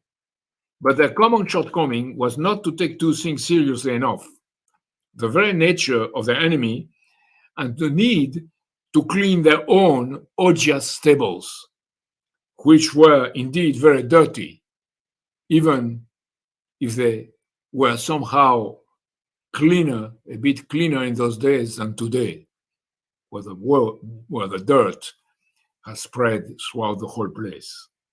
Kennedy, of course, launched the Alliance for Progress and the Peace Corps, dedicated to the progress and peace of developing nations. But the legacy of the CIA dirty wars remained, and the Peace Corps were often infiltrated by agents of all trades. I had the opportunity to watch it with my own eyes when I was in Honduras, and the US ambassador was Joseph John Jova, not necessarily endowed with the spirit of Bandung. De Gaulle organized independence of Algeria and the former French colonies in Western and Eastern French-speaking Africa, but under the form of a French Commonwealth with Africans heads of state that were not necessarily, these Africans heads of state, the best proponents of sovereign nations, but too often second-rank military trained in France who, without the opposition of the French government, used their armies to suppress their own people. On May 17, 1961, when dozens of peaceful demonstrators were killed by the French police in the streets of Paris, de Gaulle was not able to launch a fair inquiry on how this could have happened. When Mehdi Ben Barka, a Moroccan intellectual and third world leader, was kidnapped in the full middle of Paris on October 29, 1965, and then disappeared, de Gaulle was unable to clean the French secret services from the leftovers of their colonial past. Indeed, both Kennedy and de Gaulle would not or could not clean their odious stables. Kennedy paid it with his life when he partially failed to do it. I always remember Lyndon LaRouche telling me that Kennedy should never have gone to Texas in an open convertible, knowing what Texas was and it still is. The immediate control of the situation by the Warren Commission under the guidance of the pervert Alan Dulles followed up. I always remember myself Jack Ruby killing Lee Harvey Oswald among the Texas officials, and I was telling myself then, although I was only 22, can the American dream become replaced by such a dirty horror story? More to the point, back from Kennedy's funeral in Washington, de Gaulle told his minister and confidant Alain Perfit, it's very simple. What happened to Kennedy is what almost happened to me. It seems to be a cowboy story, but it is a OAS story. The whole thing was a setup. They tried to make believe that the man, Lee Harvey Oswald, acted out of love for communism. In fact, they had kept him in reserve. The police went out to find an informer who could deny them anything, and was under their absolute control. And this fellow performed his task to kill the fake leader. Probably he was even killed by other people, but that's another story. The key point here is that in both cases, Kennedy and de Gaulle, it was an inside job, and the reference to the OAS, the French proto-fascist organization to keep Algeria French, is because the same networks were involved.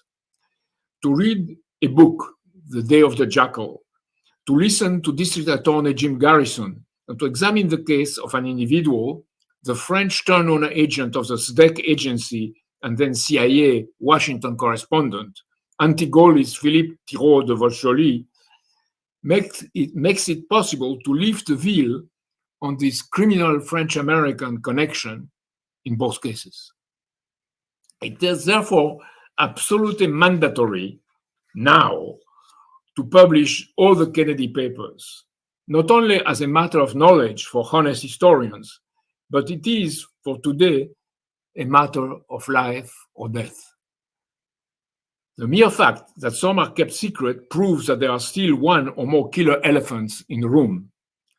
To reveal the truth will then be a key factor to reestablish confidence in the functioning of American institutions, a confidence absolutely needed to enter in diplomatic relations with other nations, and in particular with Russia, who we lied to so much. Even part of the French press and most of the experts claim now that the story of the lone assassin is an untenable and scandalous lie. The truth about Kennedy's murder is therefore going to be a key to open the gates towards the domain of an indispensable epochal change. It is a key trump card for world peace. De Gaulle and Kennedy, despite their flaws, were giants compared to our present available leaders of state. You know about Kennedy, the true follower of Roosevelt. On de Gaulle, I have to stress first that while alive, he kept the United Kingdom out of the common market, the European common market. Then on February 21, 1966, he announced in a press conference that France was leaving the integrated NATO command, but remaining an ally of the United States. Why so? Because he did not want to be involved in a possible world war starting in Europe by decision of a supranational power.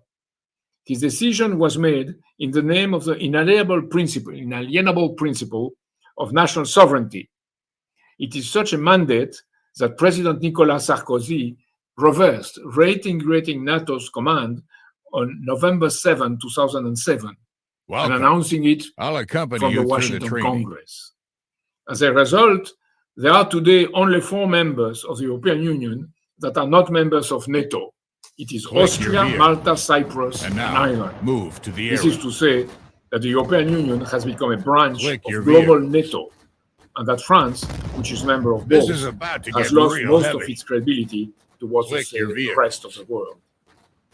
I said a few minutes ago in this meeting that France can only recover its credibility if it leaves the integrated command of NATO, the Euro, and the European Union. It is therefore the right moment to remember what de Gaulle said on March 18, 1964, at the University of Mexico. Over the distances that shrink, ideologies which reduce, policies which run out of steam, and unless one day humanity annihilates itself through monstrous destructions, the fact which will dominate the future is the unity of our universe. A cause, that of man, a necessity, that of world progress, and consequently, the help provided to all countries that call for the development, a destiny, that of peace, are for our species the very conditions of our life. On notre burst, a spurt, un sursaut, as de Gaulle said in French, inspired by such a conception, shared by Kennedy and de Gaulle on each side of the Atlantic, is now needed to bring peace to the whole world. Let me say that I see the 10 principles of a new international security and development architecture as offered to us by Helga Zepp-LaRouche as an answer to de Gaulle's call and to Kennedy's speeches given with the same intention. And I see that as an answer to the memory of Lumumba and all the African and third world leaders killed by the Western services. And it is, from Helga Zepp-LaRouche, more than an answer. It is food for a new paradigm, eliminating once and for all the concept of oligarchism and proceed to organize, as she says, the political order in such a way that the true character of humanity as a creative species can be realized. To continue the dialogue, to guarantee the durable existence of the human species, past, present, and future, is our challenge and the mission that she offers to all of us.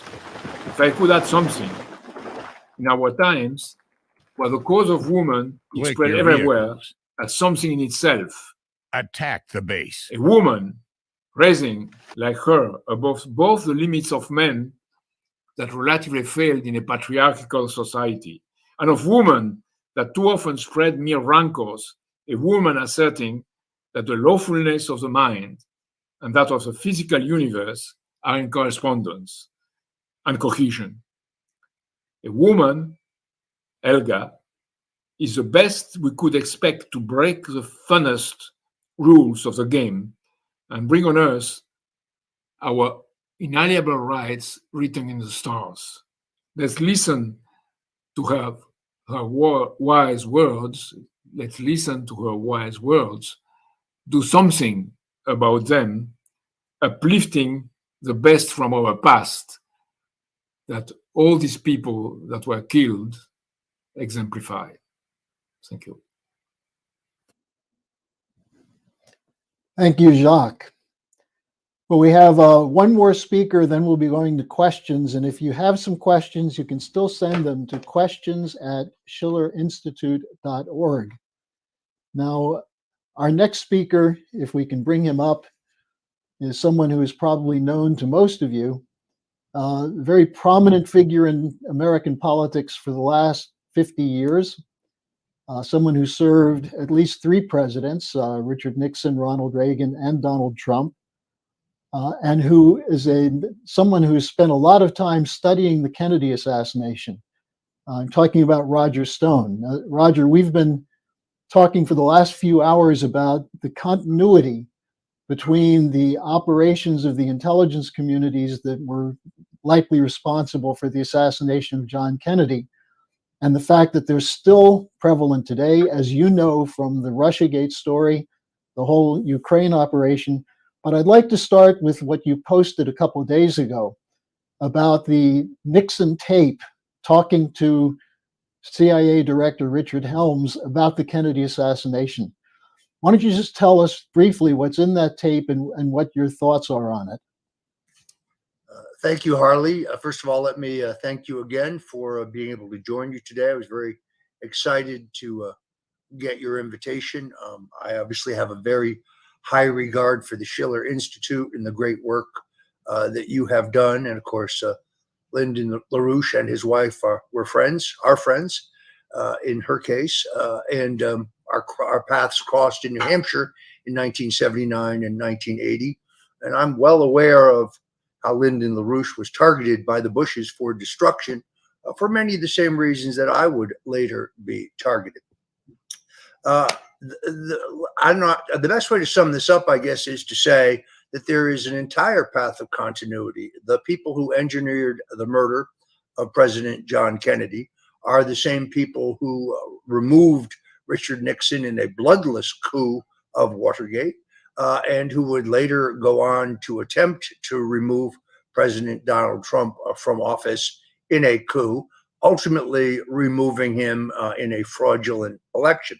These are, in fact, the same forces, if not the same exact people.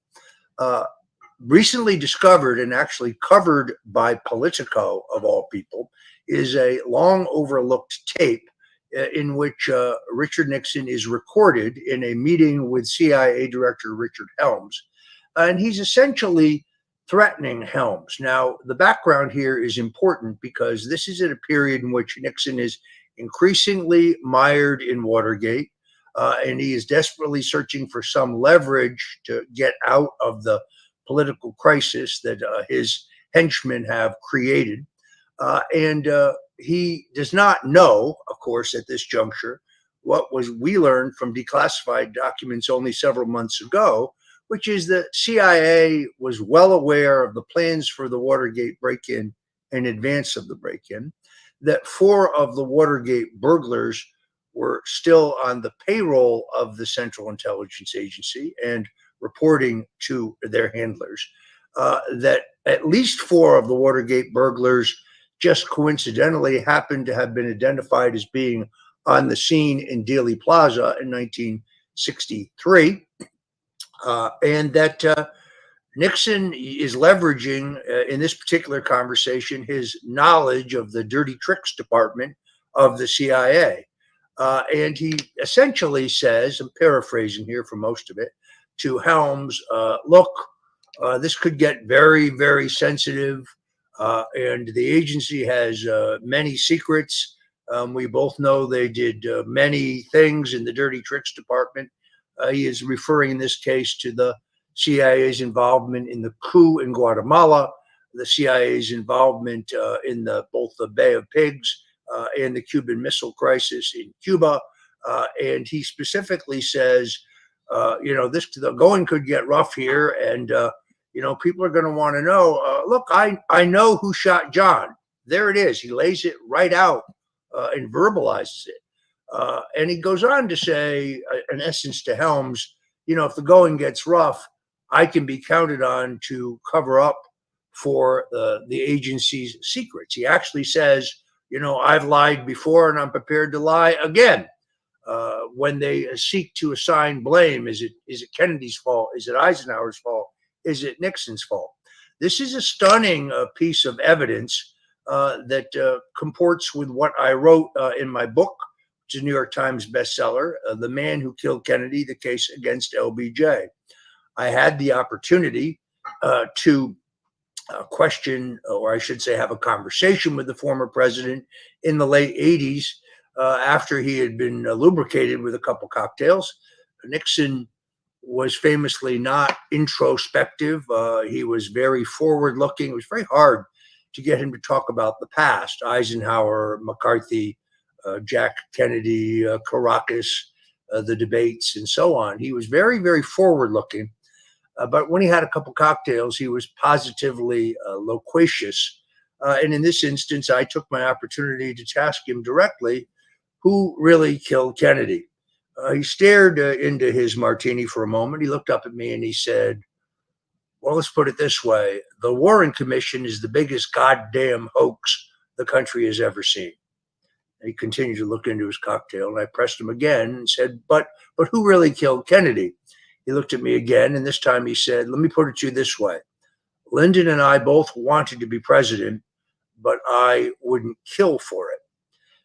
Now, that is not to say that Lyndon Johnson acted unilaterally or acted alone. I think Johnson took advantage of a confluence of events, and he was the common spoke between all of the entities that, for their own purposes, wanted the removal of Jack Kennedy. First and foremost, of course, is the Central Intelligence Agency, the FBI, the Secret Service, the so-called military-industrial complex described by Eisenhower. Their motive was very clear. In the Bay of Pigs operation, they blamed Kennedy for what was really their failure. The Bay of Pigs invasion of Cuba was an idea developed under Dwight Eisenhower. A Vice President, Richard Nixon, actually sat at the head of a task force to plan the invasion. Nixon deeply distrusted and hated the CIA because he knew, on Eisenhower's orders, the Central Intelligence Agency director had briefed both John Kennedy and presidential candidate Nixon already knew about the plan to invade Cuba.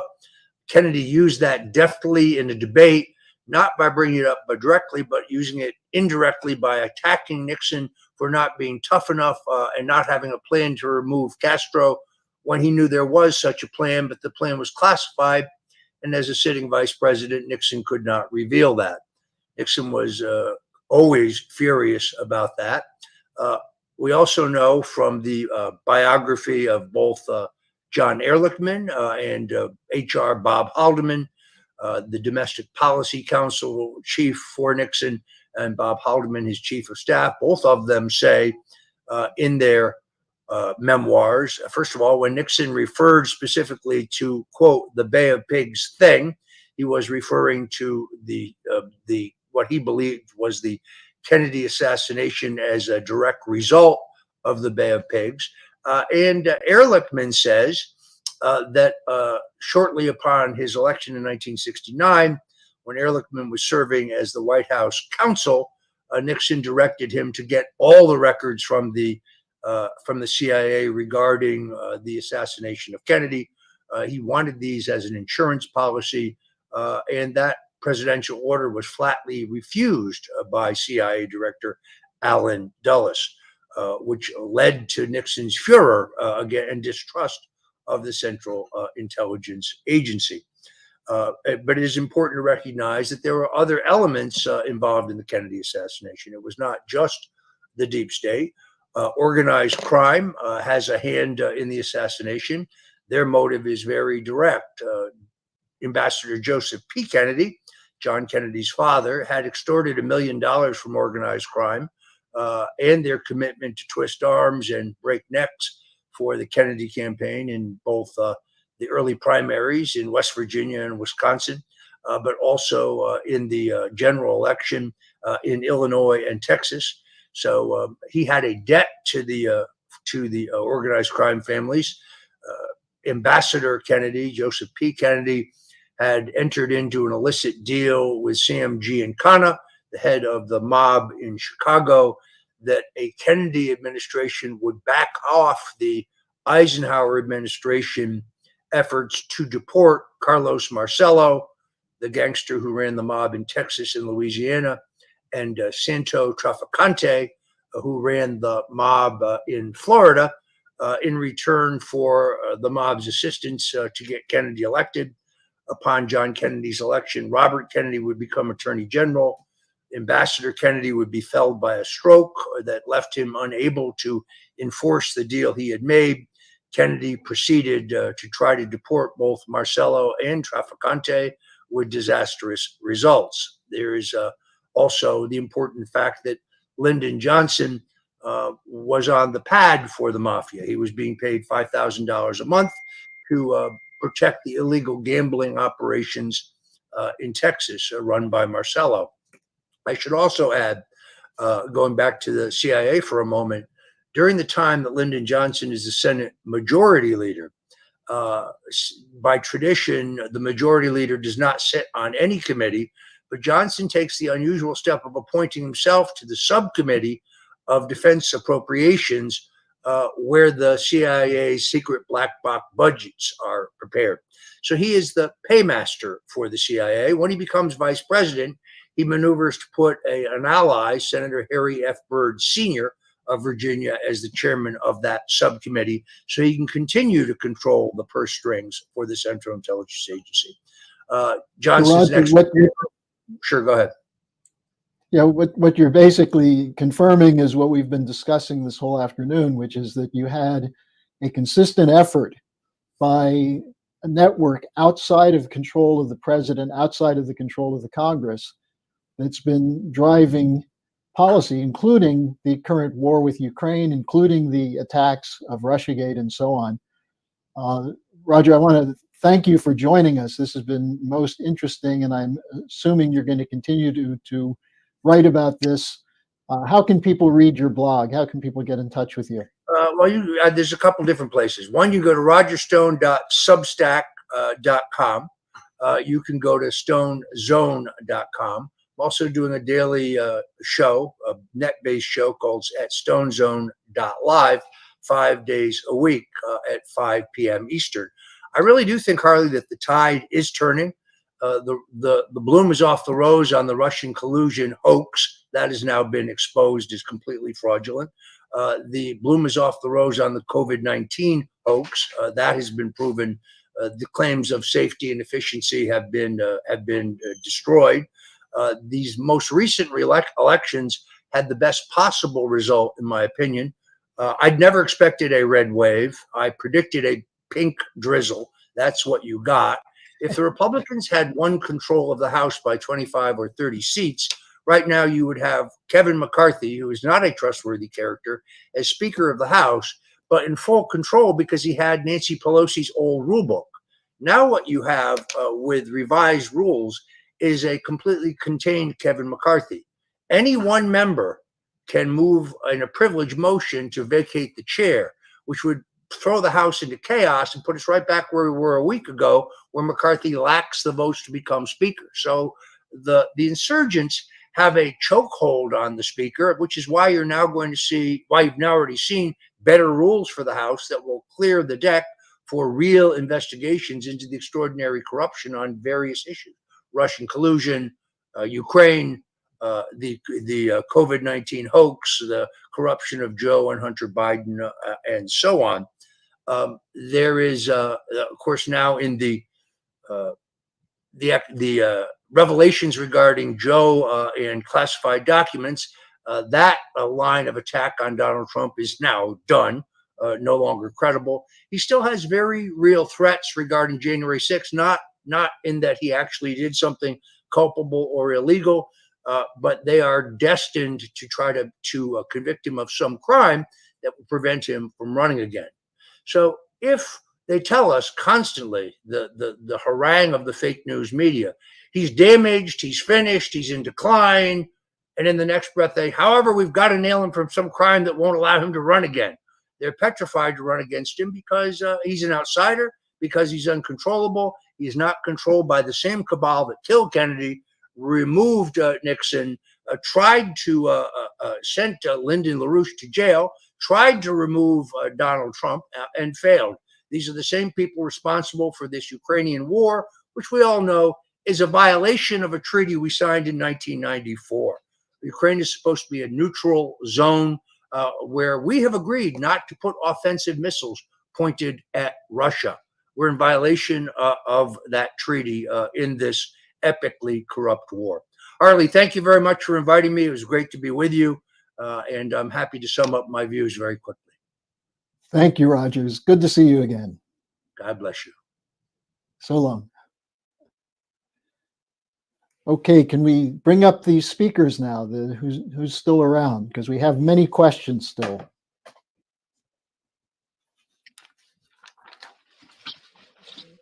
Ah, I see Jacques is there and Norbert. Let me start with one that I think is at the heart of Helga's discussion of a new security and development architecture. I think it's clear from what's been discussed today that a security architecture depends on taking power back by nation states that act in the interests of their people, as opposed to the private interests that control the intelligence communities, the military, and so on. But the other side of it, which was brought up toward the end of the discussion, is the economic question. And there's a question from someone named Ari who asked, the world seems to be shifting to a multipolar system. Would this benefit Russia and China? And what about the United States and Europe? Could they work with that? And I think, Helga, since this is your area where you've been fighting for this kind of idea, why don't we start with you? Well, I think it is happening very rapidly. Just because the mass media don't report about it, it's not not taking place. As a matter of fact, if you look at the rapid growth of the BRICS, originally Brazil, Russia, India, China, South Africa, there are now 17 countries of the global south who have applied for full membership. And you have entire realignments. For example, the majority of Latin America wants to cooperate with this BRICS formation. That is quite independent from the fact that there is a massive destabilization of many Latin American countries going on against that.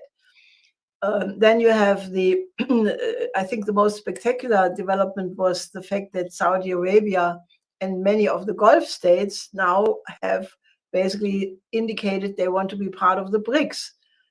Turkey, Indonesia, I think Nigeria, many other countries. So you have the BRICS plus, that's 17 countries. Then you have the SCO, the Eurasian Economic Union, and many countries in Africa as well. So I think the new development of a new economic order is already happening. And obviously this is the bone of contention where especially, the British, but also unfortunately the present administration of the United States, the EU, they all are dead set to contain that, and they regard that as the biggest threat, which they really are not. I mean, both Xi Jinping and many other Chinese leaders have offered many times that they want to cooperate, that they invite everybody. This is not exclusive. And, I think that the world problem could be solved instantly if there would be a shift to say, rather than continuing the geopolitical game, we take up this offer and concentrate on the many issues which are the pressing issues of humanity, like world hunger. 2 billion people don't have clean water. We need a modern health system in every country. We could start putting our efforts together to solve the problems of the world, like getting a crash program for thermonuclear fusion power, take up where Kennedy left it with international cooperation on space science and space travel, finding the cure for presently still uncurable diseases, go in the direction of asteroid defense, early warning systems of earthquakes. I mean, all of these beautiful things which would serve all of humanity. Why don't we put all our efforts together and really start a new epoch in the history of mankind? either this geopolitical confrontation will lead to the destruction of all of us, or we move into a new phase of cooperation. And the more people understand that, the more quickly, the higher the chances is that we will get out of this crisis. Yes, Ray. I would just add my 2 cents to that. Hey, everyone, my apologies. I just added the link to the duration for the remainder of the Schiller Institute link to their site to watch the remainder of it. Unfortunately, I have a 2 o'clock commitment that I need to head out for. So I want to thank you for tuning in to this live stream, this simulcast. I also want to thank the Schiller Institute for allowing me to do so. Helga Zepp-LaRouche, Harley Schlanger, wonderful work that they do at the Schiller Institute. So this is CJ signing out. Everyone enjoy your afternoon, evening, wherever you're tuning from. And thank you once again. Take care. Bye-bye.